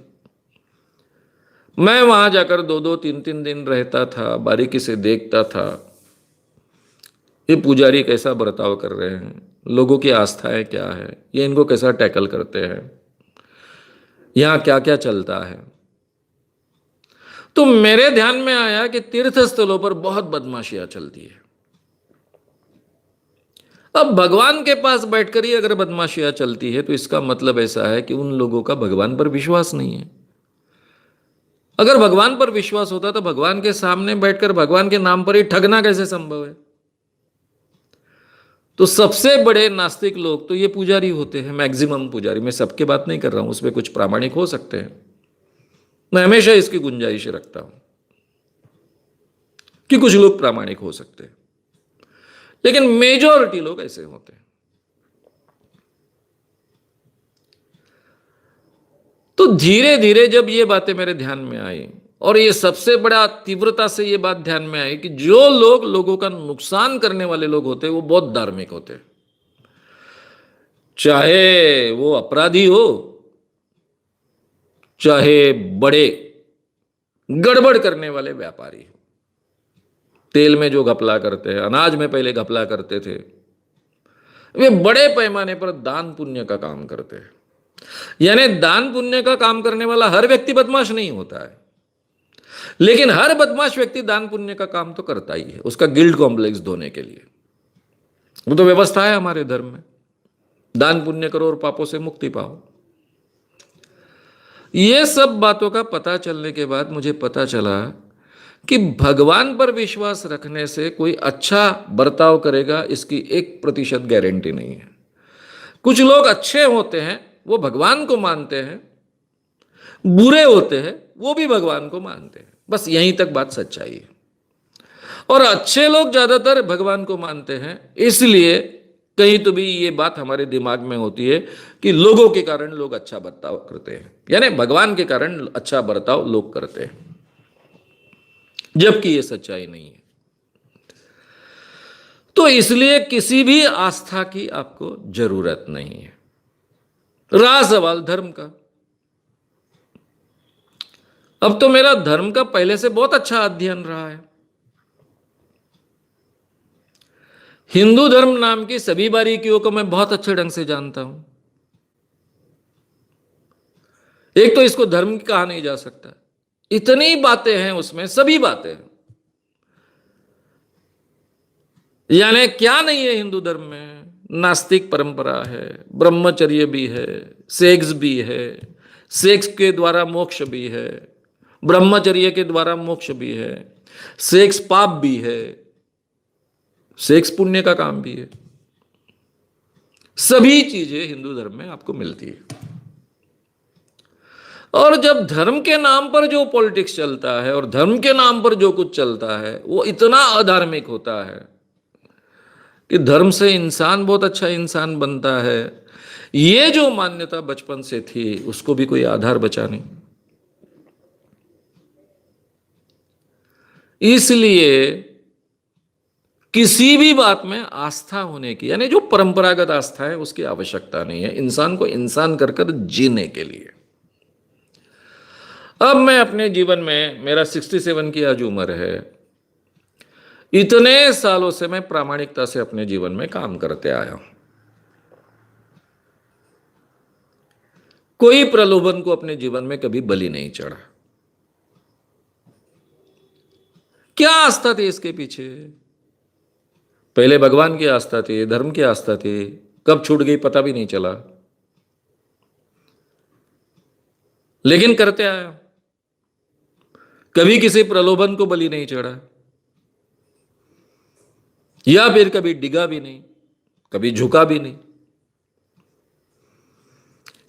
निराशा के कुछ क्षण आए तो हमेशा प्रेरणा देते कि भाई विनोबा जी ने इतना काम किया, गांधी जी ने इतना किया, सावित्रीबाई फुले ने इतना किया, बाबा साहब यानी बाबा आमटे जी ने इतना काम किया, बाबा साहब आम्बेडकर जी ने काम किया। क्या जरूरत थी उनको भारत में फिर से आने की, जहां उनको प्रतिष्ठा नहीं मिलती है, इज्जत नहीं मिलती है। इतने बड़े विद्वान थे, अमेरिका में नौकरी ढूंढ लेते, ब्रिटेन में नौकरी ढूंढ लेते, क्यों आए भारत में अपमान सहन करने के लिए? तो ये सब लोगों का जीवन देखने के बाद ऐसा लगता है कि अरे क्या हम थोड़ा सा कर रहे तो क्या है, ये तो हमारा कर्तव्य है। अब इसको आप आस्था कह सकते हो कि आपका इस बात पर विश्वास है, लेकिन ये तो कोई मूर्त बात है नहीं। इस बात पर यानी किस बात पर? यानी क्या कहें इसे कि भाई कुछ लोग समाज के लिए अच्छा करने का काम करते हैं, इसलिए ये समाज जीने लायक है, इस बात पर विश्वास है, इसलिए हमने भी करना चाहिए। हमने क्यों करना चाहिए? करेंगे ना बाकी लोग, ये भी तो दिमाग में आ सकता है। मैंने ही क्यों करना चाहिए, मैंने क्यों त्याग करना चाहिए? मैं तो बहुत पैसे कमा सकता हूं, और सही में कमा सकता था। मेरे पर्सनालिटी डेवलपमेंट के क्लासेस सबसे सक्सेसफुल क्लासेस थे, यानी बेईमानी ना करते हुए भी मैं बहुत पैसा कमा सकता था, लेकिन एक हद से उसको ज्यादा मैंने महत्व नहीं दिया, या फिर उस कारण बाकी चीजें छूट न जाए, इसका हमेशा संतुलन रखा। तो इसके पीछे की प्रेरणा क्या है, ये कहना बड़ा मुश्किल है। मैंने इतना ही कहा आपसे कि जब भी मेरे मन में कोई निराशा का विचार आता है तो मुझे इन सब लिस्ट याद आती है कि इन लोगों ने इतना अपने जीवन में किया, हम तो थोड़ा सा कर रहे हैं। ये प्रेरणा है, डेफिनेटली है, लेकिन ये प्रेरणा में कुछ ऐसा है क्या कि मुझे बहुत बड़ा सामाजिक ऐसा कार्यकर्ता बनना है, मेरा भी नाम एकदम गांधी जैसा, अंबेडकर जैसा होना चाहिए, तो 1% नहीं है। मेरा कभी भी अपने जीवन में खुद के बारे में ऐसा कोई उद्देश्य ही रहा नहीं है, मेरे जीवन का ये उद्देश्य है, ऐसा कभी रहा नहीं है। जो करना है वो अच्छा करना है, ईमानदारी से करना है, प्रामाणिकता से करना है, बस इतना ही रहा है। इसलिए अगर आप पूछ रहे हो ऐसी कोई आस्था होनी चाहिए, तो मैं केवल इतनी आस्था में कह सकता हूं कि मुझे एक इंसान कर कर जीना अच्छा लगता है, एक इंसानियत भरा जीवन में जीना चाहता हूं। अब 100% तो इंसानियत भरा जीवन जीना बड़ा मुश्किल है। फिर सवाल खड़ा होता है, मैं रास्ते से जा रहा हूं, भिखारी दिख रहे हैं मुझे, ये कौन सी मेरी इंसानियत है? ना मैं उनको भीख देख सकता हूं, क्योंकि भीख को प्रोत्साहन नहीं देना चाहता हूं। लेकिन दूसरी ओर मुझे यह भी मालूम है कि हमारी अर्थव्यवस्था ऐसी है कि उनको भिखारी बना दिया है। हमारे अर्थव्यवस्था में उनके लिए जगह नहीं है, इसके लिए हम भी दोषी है। भीख दूं तो ये भी योग्य नहीं है। फिर कहीं तो भी मेरे मन में विचार आता है कि अपनी इंसानियत कहाँ गई। इसलिए मैं कहता हूं कि 100% इंसानियत की बात तो नहीं कर सकता हूं मैं, लेकिन ज्यादातर इंसानियत वाला इंसान मैं जीऊं और लोगों को भी जीने के लिए प्रेरित करूं, ये मेरी शायद आस्था हो सकती है। इन शॉर्ट, मैंने अपने जीवन में कई लोग देखे हैं कि जो अपने जीवन में बहुत बड़ा काम करते आए और उनकी कोई इस ढंग की, आप सोच रहे हो उस ढंग की कोई आस्था नहीं थी, या फिर किसी को मानना नहीं था। अब ना ही मेरा कोई गुरु है कि उनका आदेश है इसलिए मैं अपने जीवन में काम कर रहा हूं, ना ही कोई मेरा उद्देश्य है कि जिसके लिए मैं काम कर रहा हूं। उद्देश्य केवल इतना है कि एक इंसानियत भरा जीवन जीने की कोशिश कर रहा हूं, साथ में बाकी लोगों को चलने की कोशिश कर रहा हूं कि वे भी इंसानियत भरा जीवन जिए। That's all. तो थोड़ा आपको विचित्र जवाब लगेगा, लेकिन फैक्ट्स यही है। आपने जब सवाल पूछा तो थोड़ा और गहराई से मैं सोचने लग गया। मुझे लगता है कि इंसान में ये स्वयं प्रेरणा होती है। कोई भी इंसान जब उसे पता चलता है कि वो विश्व में प्राणी है, तो दूसरे प्राणियों के साथ में वो जोड़ने की कोशिश करता है। और मेरे जो प्रयास है वो केवल प्राणियों के साथ में, ये दो पैर का जो प्राणी है जिसको मानुष कहते हैं, मानव कहते हैं, उसके साथ जोड़ने का प्रयास है, इसके अलावा और कुछ नहीं है। और अच्छे ढंग से इंसान एक दूसरे के साथ में जोड़े जाए, ये इंसान की मूलभूत प्रेरणा है, क्योंकि वो अकेला जी नहीं सकता है, इसका उसे पूरा पूरा एहसास होता है। इसलिए वो दूसरे ही अपने जैसे लोगों के साथ में जीने का प्रयास करता है। और जब उसे पता चलता है कि उसके पीछे कोई खड़ा नहीं है, कोई अदृश्य शक्ति खड़ी नहीं है, तो फिर वो जिंदा इंसान के साथ ही जोड़ने की पूरी तरह से कोशिश करता है और ज्यादा अच्छा बेहतर इंसान बनने की कोशिश करता है। बस यही प्रवास हो सकता है, और यही प्रवास है, और यही प्रवास होना चाहिए, ऐसा मुझे मन से लगता है।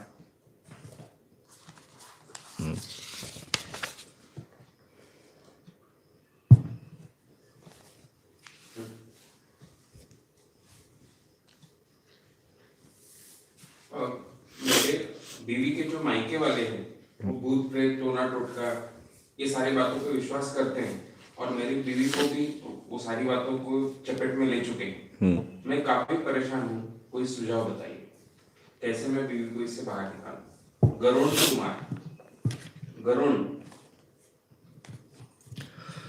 गरुण कुमार, इनका सवाल ऐसा है कि मेरे घर में मेरी बीबी भूत प्रेत और इन बहुत चपेट में है,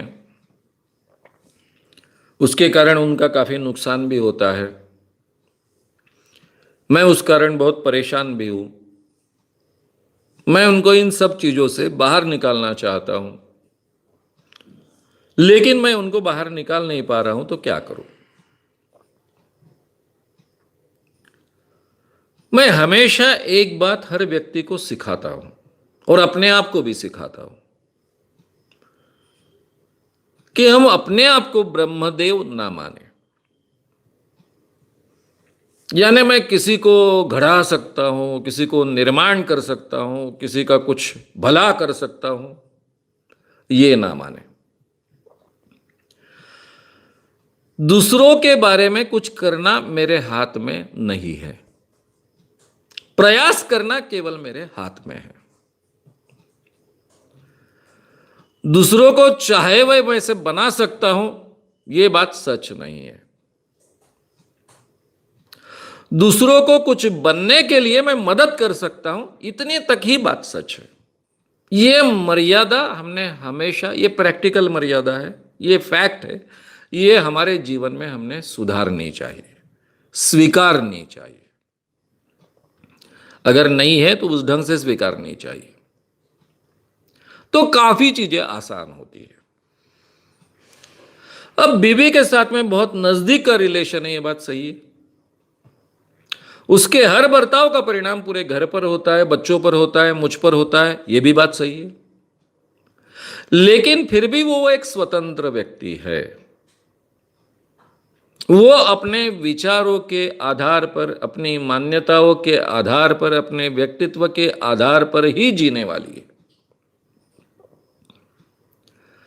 उसमें अगर कोई गलतियां है तो उसमें सुधार करने का प्रयास मैं कर सकता हूं, समझाने का प्रयास मैं कर सकता हूं, कन्विंस करने का प्रयास मैं कर सकता हूं। लेकिन उन बातों को स्वीकारना है, नहीं स्वीकारना है, उस ढंग से अपने आप में बदलाव करना है, नहीं करना है, ये आखिरी में उसी के हाथ में है। ये मेरी मर्यादा भी है और उसका सामर्थ्य भी है। इस बात को सबसे पहले हमको एक्सेप्ट करना पड़ेगा, फिर काफी चीजें आसान हो जाती है। फिर आप उसको समझा सकते हो कि इस दुनिया में भूत प्रेत नहीं है। अब ये आजकल बहुत आसान हो गया कि ऑलरेडी इस विषय के वीडियोस अपलोडेड है यूट्यूब पर, मैंने ही चैनल में, श्याम मानव चैनल में। आप उसको कन्विंस कीजिए कि ये सब सुनिए, आप इन बातों को समझ लीजिए ये जो आपके मन पर प्रभाव है ये केवल साइकोलॉजिकल प्रभाव है, ऐसा कुछ इस दुनिया में होता नहीं है। इससे आप अपने आप को दूर रखिए। उसका बच्चों पर भी बुरा परिणाम होता है, पूरे घर पर बुरा परिणाम होता है। ये बातें आप उनको अच्छे ढंग से समझाइए, सुनने के लिए उनको प्रेरित कीजिए। सुनने के बाद में उनके मन में जो डाउट्स आते हैं उनका जवाब देने की कोशिश कीजिए। ये जवाब आपको देने के लिए कई दिक्कतें आती होगी तो हमारे कार्यकर्ताओं की मदद लीजिए, उनके फ़ोन नंबर से सब चीज़ें अवेलेबल है आपके लिए। और इस ढंग से उनको बार बार कन्विंस करने की कोशिश कीजिए, लेकिन दबाव मत डालिए। हाँ, इसमें अगर कोई बात है कि जिसके कारण, अभी जैसा किसी ने कहा कि मांत्रिक के पास में अपने बेटी को भेजिए, तब फिर वेटो वापरेंगे आप, बिल्कुल ऐसा शोषण नहीं होने देंगे। नरबली दीजिए, नहीं होने देंगे। ये मर्यादा तो रखेंगे, वहां आप वेटो उपयोग में लाओगे, अपना अधिकार उपयोग में लाओगे। लेकिन किसी मांत्रिक के द्वारा पूजा करना चाहती है, ठीक है भाई, केवल पूजा तक बात सीमित है तो ठीक है। अब ये मैं जो आपको कह रहा हूं वो मेरे जीवन में भी मुझे अमल में लाना होता है। अब मैं तो एक संगठन का प्रमुख हूं, पूरे भारत में काम करता हूं, कई प्रांतों में काम करता हूं, 37 सालों से काम करते आया हूं। ना मेरे पिताजी को मैं पूरी तरह से बदल पाया था, ना मेरी माताजी को। यानी एक तरफ मैं बाबाओं को एक्सपोज कर रहा हूं और मेरे ही माता पिता बाबाओं की तरफ जा रहे हैं, ऐसी स्थिति थी। अब चाहे मेरा नाम अलग हो, फिर भी आसपास के लोग तो जानते थे ये इसके माता पिताजी है। तो मैंने क्या किया, एक अलग तरीका अमल में लाया। वैसे भी माँ बाप को तो हमेशा लगता है कि अपने बेटों को अक्ल नहीं होती है, तो मैं कभी उनको प्रोत्साहित नहीं करता था कि मेरा भाषण सुनने को आओ, उनसे कभी बहस भी नहीं करता था। लोग ही बोलते थे कि तुम्हारा बेटा बहुत अच्छा बोलता है, सुनने को चलो, कभी सुनने को आते थे, उस कारण कुछ फर्क हुआ। फिर मैंने एक ट्रिक उपयोग में लाई कि मेरे माता पिता जिस बाबा की तरफ जाते थे उसको जाकर मैं एक्सपोज करने लग गया, और बाबा को बोल के कि तेरे तरफ मेरे माता पिता आए थे, मैं इसलिए मैं तेरे को एक्सपोज करने आया। तो उसका फायदा ऐसा होगा कि सब बाबा ही हाथ जोड़ने लगे मेरे माता पिता को, हमारे पास मत आइए। तो वो एक हो गया। फिर भी मेरी माँ बहुत आस्था रखती है इन सब पर, अब तो पिताजी नहीं रहे लेकिन माताजी है,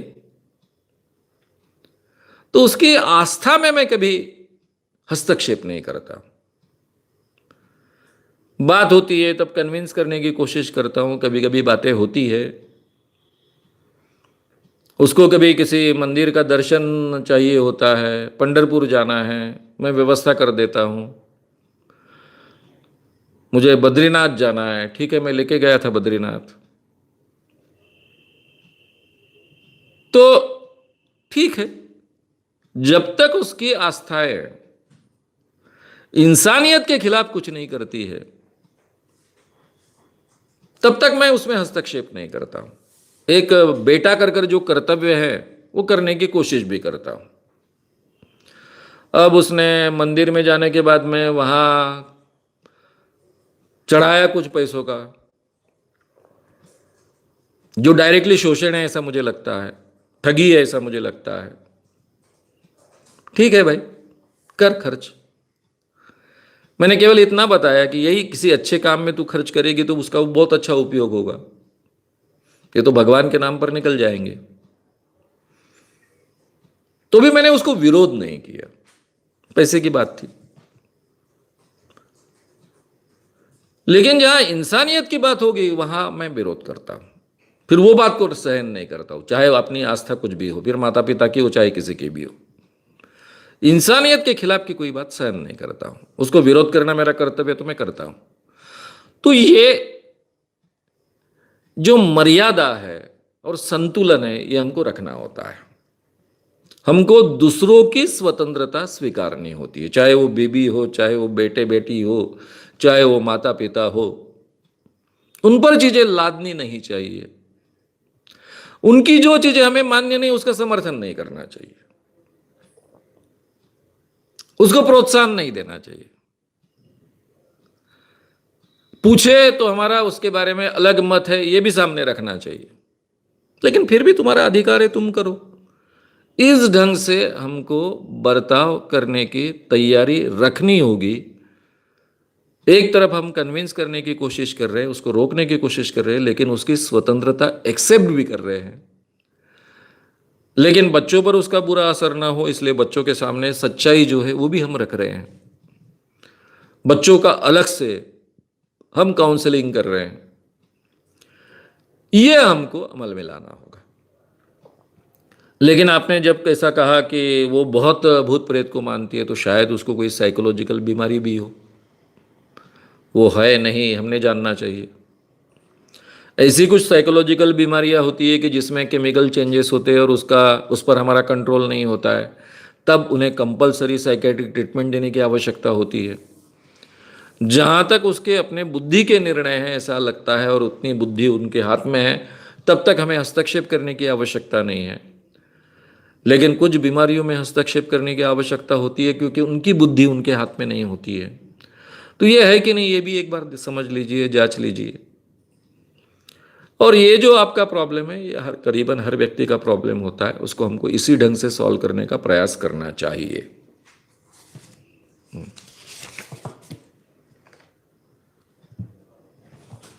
क्या हमारे भारत में निकट इतिहास में ऐसी कोई कला रही है जिससे आंखें बंद करके भी किताब वगैरह पढ़ी जा सकती है? योग में ऐसी एक कला है जिसके बारे में कहा जाता है, और कई योगी है जो इन्होंने कला करके दिखाई। रवि तोमर।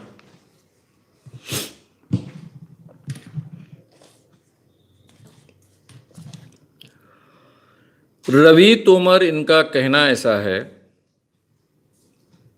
कि क्या भारत में ऐसी कोई कला है कि जो आंख पर पट्टी बांधने के बाद भी किताब पढ़ी जा सकती है?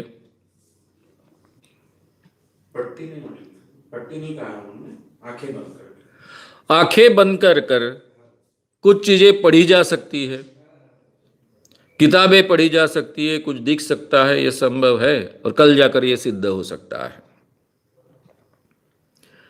ऐसा काफी लोगों के बारे में, ऋषि मुनियों के बारे में हमने सुना है। देखिए, हमने बहुत कुछ सुना है। हमने रामायण में विमान भी सुने हैं, सीता माई पुष्पक विमान में बैठी थी, घूम कर आई थी, ये भी सुना है। फिर हनुमान जी ने पूरा का पूरा पहाड़ उठा कर लाया था, ये भी सुना है। ऐसी काफी चीजें हमने सुनी रहती है। पुराण में, रामायण में, महाभारत में। ये केवल भारत में सुना नहीं रहता है, पूरे दुनिया में महाकाव्य है, एपिक्स है। उसमें ग्रीकों में हरक्यूलिस आपको मिलेगा, इस ढंग के चमत्कार और इस ढंग के कृत्य करने वाला।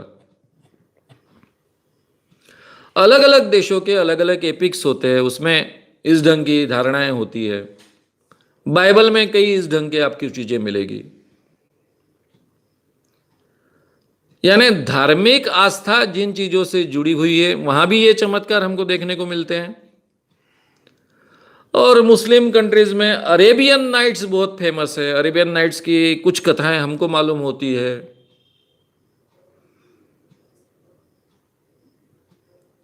अब उसमें भी अलग अलग ढंग के चमत्कार है। उसमें उड़ने वाली कालीन होती थी, उड़ने वाला घोड़ा लकड़ी का होता था।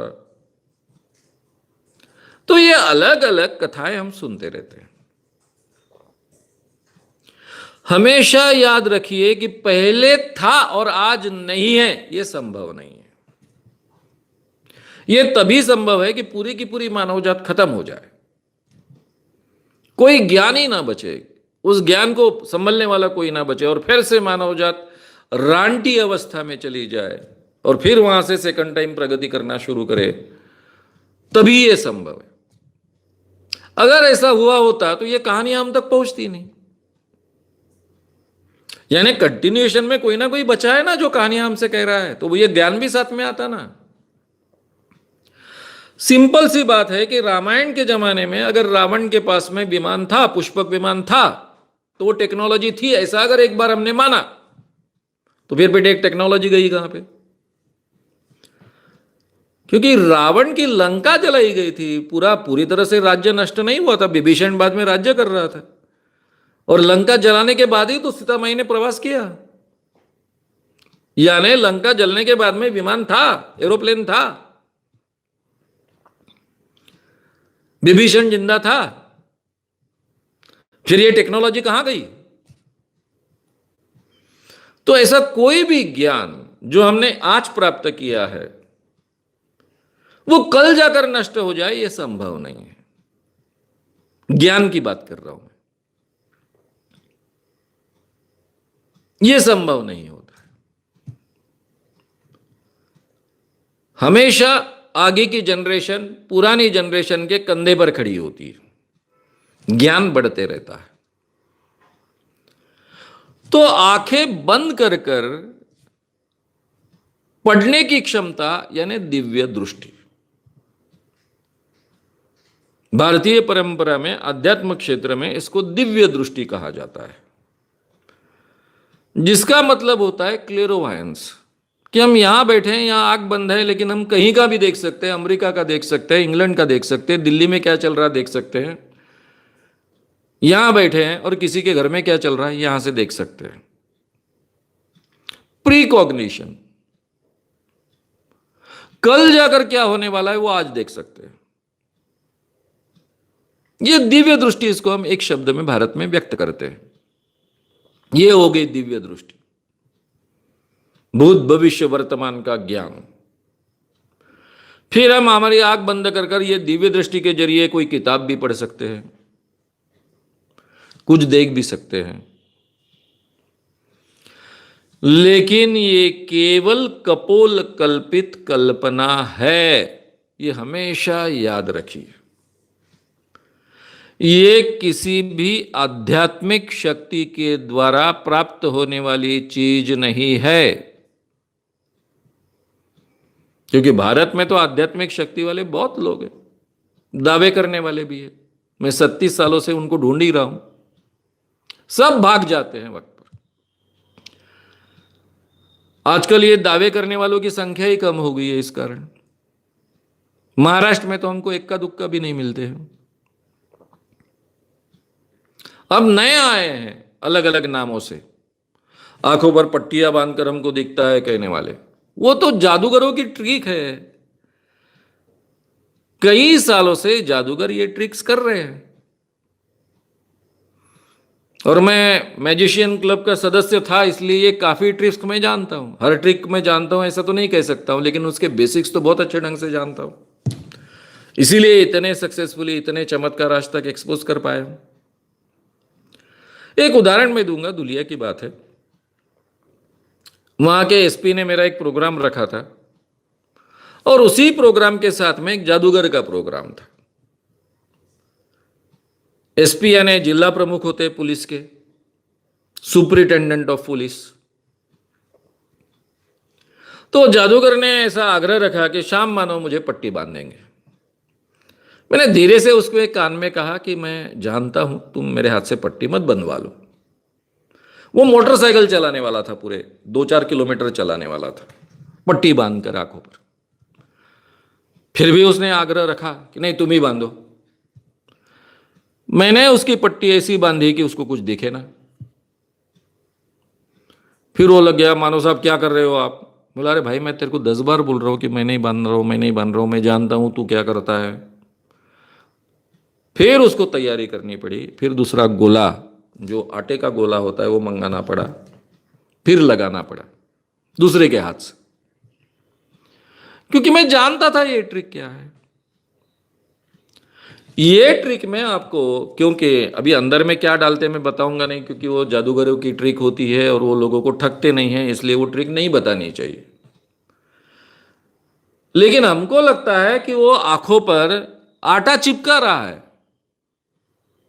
उसके बाद में वो पट्टी बांधी जाती है। लेकिन वो इस ढंग से होता है कि जब वो अपनी भवें ऊपर करता है तो यहां से नीचे से उसको पूरा दिखता है। इस ढंग से उसमें जगह तैयार होती है। ये उसकी खासियत होती है। उसके लिए क्या करते हैं मैं आपको बताऊंगा नहीं। और फिर अभी ये जब भी प्रोग्राम करते हैं तो जाहिर प्रोग्राम होता है, व्यवस्था होती है, लोग इर्द गिर्द बाजू में खड़े होते हैं। उसको केवल सामने का ऐसा ऐसा देख के वो मोटरसाइकिल चलाते हैं। हालांकि अंधा आदमी भी मोटरसाइकिल चला सकता है। हाँ, वो आगे का देख नहीं पाएगा इसलिए शायद एक्सीडेंट कर देगा, लेकिन यहां तो ये आदमी देख सकता है। ज्यादा दूर का दिखता नहीं उसको, लेकिन चक्का दिखता है, चक्का किस दिशा में जा रहा है ये दिखता है। और वैसे एक आधे व्यक्ति ने अगर प्रैक्टिस की, उसको रोड अगर क्लियर दिया गया और प्रैक्टिस की, तो आंखें मूंदकर भी सीधा मोटरसाइकिल चला सकता है। 100% आंखें मूंदकर। ये तो प्रैक्टिस से हो सकता है, अंधे आदमी करते हैं। भाई जिनको आंखों से दिखता नहीं, वो खाना पकाने से हर चीज करते हैं ना।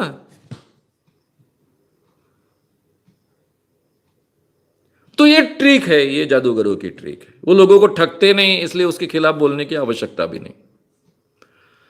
वो लोगों को ट्रिक बताते हैं, ये ट्रिक है कहते हैं, उसके आधार पर लोगों से फीस लेते हैं। ये उनका व्यवसाय है। तो यही ट्रिक को चमत्कार का नाम देकर एजुकेशन के फील्ड में इसको लाया जा रहा है। ये सीधे सीधे ठगी है।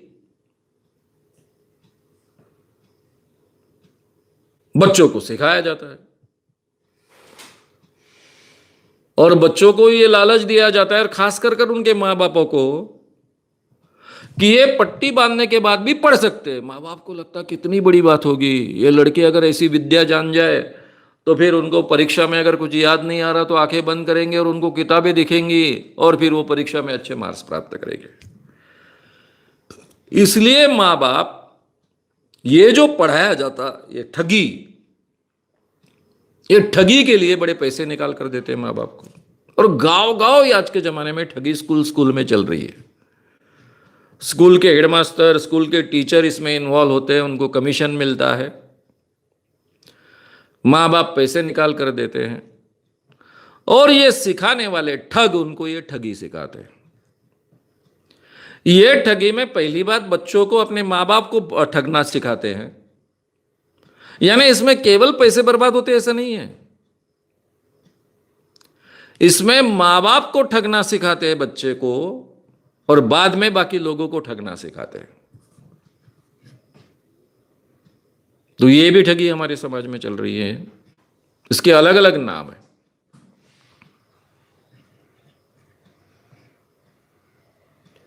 तो ये ठगी आज चल रही है, पहले शायद वो कथाओं में थी।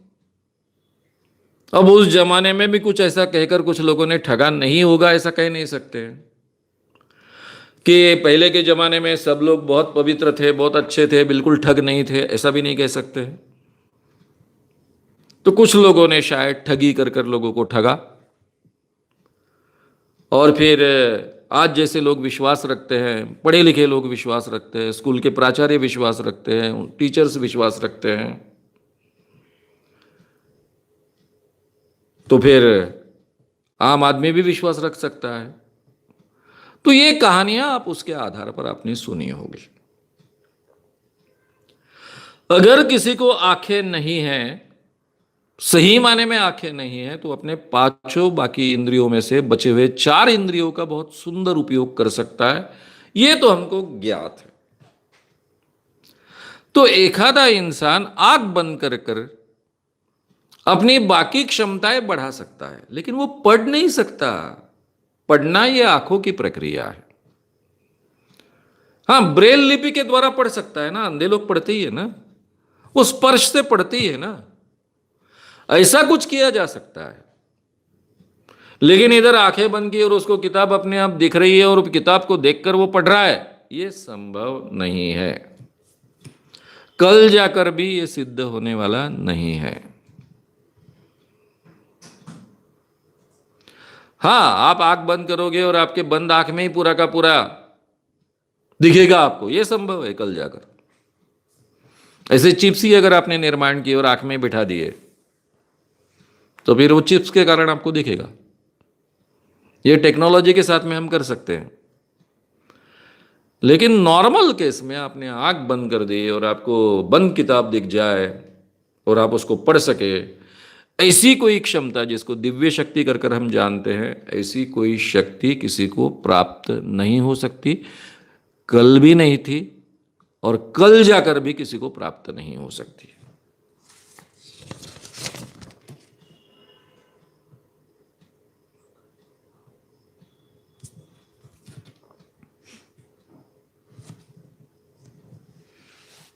जो पॉलिटिशियंस होते हैं, क्या वो खाली वोट बैंक के लिए संत बुआ महाराज स्वामी जैसे लोगों का सहारा लेते हैं? विशाल लोग विशाल धोटे इनका सवाल है कि जो स्वामी महाराज होते हैं उनका फायदा लेने के लिए पॉलिटिशियंस उनके पीछे लगते हैं, उनके चरणों पर माथा टेकते हैं। क्यों पॉलिटिशियंस इन लोगों को मानते हैं? अभी आम जो पॉलिटिशियन होता है वो केवल अपना राजकीय स्वार्थ देखता है,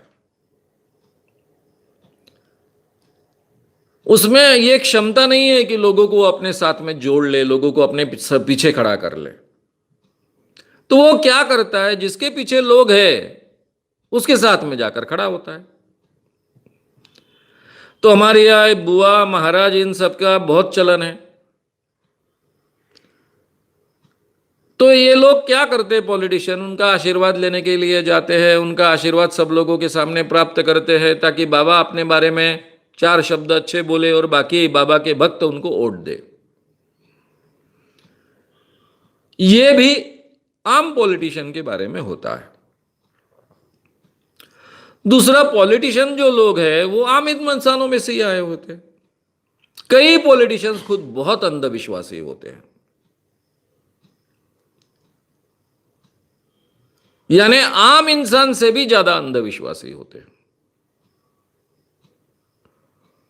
अभी शंकरराव चौहान जैसे इतने होशियार व्यक्ति, जो लॉ के गोल्ड मेडलिस्ट थे, बहुत होशियार व्यक्ति थे, बहुत अंधविश्वासी थे। मैं उनसे बातचीत कर चुका हूं।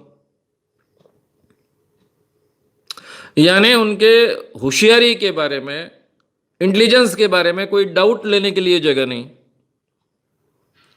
दूसरे, नरसिंह राव जी हमारे प्रधानमंत्री थे, बहुत विद्वान व्यक्ति थे, ऐसा सब कहते हैं। मैं तो उनसे कभी पर्सनल जानकारी मुझे कम है उनके बारे में, लेकिन उनके आसपास के जितने भी लोग हैं वो सभी कहते हैं कि नरसिंह राव बहुत विद्वान व्यक्ति थे, कई विषयों का उनको बहुत, बावजूद बहुत अंधविश्वासी थे। हमारे यहां श्रीकांत जिचकार नाम के एक पॉलिटिशियन थे, कई डिग्रियां उन्होंने प्राप्त की। आज तक उनके डिग्रियों का रिकॉर्ड किसी ने मोड़ा नहीं, तोड़ा नहीं, ऐसा कहा जाता है। वो आईएएस भी चुने गए थे, एमडी डॉक्टर भी थे और कई डिग्रियां थी। बहुत अंधविश्वासी थे, प्रचंड अंधविश्वासी थे। उनके अंधविश्वासी होने का मैं हमेशा मजाक उड़ाते आया हूं। तो कई पॉलिटिशियन खुद अंदर से बहुत अंधविश्वासी होते हैं। तो वो तो बाबा को भक्त कर कर भी जाते हैं और उसका जो फायदा उनको मिलना है वो मिलता ही है। लेकिन काफी पॉलिटिशियंस खुद इतने अंधविश्वासी न होकर भी उनको मालूम है ये बाबा ठग है, ये बाबा बदमाश है, फिर भी उसका आशीर्वाद लेने जाएंगे क्योंकि ये अपनी पॉलिटिकल मजबूरी है, ऐसा वो मानते हैं। लेकिन इसमें कुछ लोग अपने आप को बचा पाते हैं, जैसे शरद पवार जी है, इतने दिनों से पार्टी पॉलिटिक्स में काम कर रहे हैं लेकिन कभी वो अंधविश्वास को बढ़ावा नहीं देते, कभी किसी बाबा के चरणों का माथा नहीं टेकते, कभी इस काम के लिए किसी बाबा की तरफ नहीं जाते। फिर अजित पवार भी ऐसा है, ऐसा उन्होंने खुद कहा है कि बिल्कुल वो किसी बाबा को नहीं मानते हैं। पंडित जवाहरलाल नेहरू थे पहले हमारे देश के प्रधानमंत्री। उन्होंने आपको इन सब से अलग रखा था। अब राजीव गांधी ऐसे समय में प्रधानमंत्री बने कि उनको मजबूरी में काफी काम करने पड़े, लेकिन मैंने देखा है नागपुर में प्रधानमंत्री बनने के बाद में वो प्रचार के लिए आए थे। उस प्रचार के समय हमारे यहाँ के बहुत बड़े बाबा गुलाब बाबा, अब ये गुलाब बाबा को मानने वाले काफी पॉलिटिशियन थे नागपुर के, उन्होंने गुलाब बाबा को लेके आए। अब प्रधानमंत्री होने के कारण उनके पास तो चेयर में बैठने को जगह नहीं थी, दी नहीं जगह उनको, फिर भी उनको स्टेज पर चढ़ाने की कोशिश की गई और गुलाब बाबा का नारियल है ऐसा पब्लिक के सामने, उनके सामने वो नारियल दिया गया। राजीव गांधी ने उधर ध्यान भी नहीं दिया और वो नारियल को नीचे पटक दिया, बिल्कुल कोई महत्व नहीं दिया, प्रोत्साहन नहीं दिया। ये तो मैंने अपनी आंखों से देखा, पत्रकारों की दीर्घा में मैं बैठा था।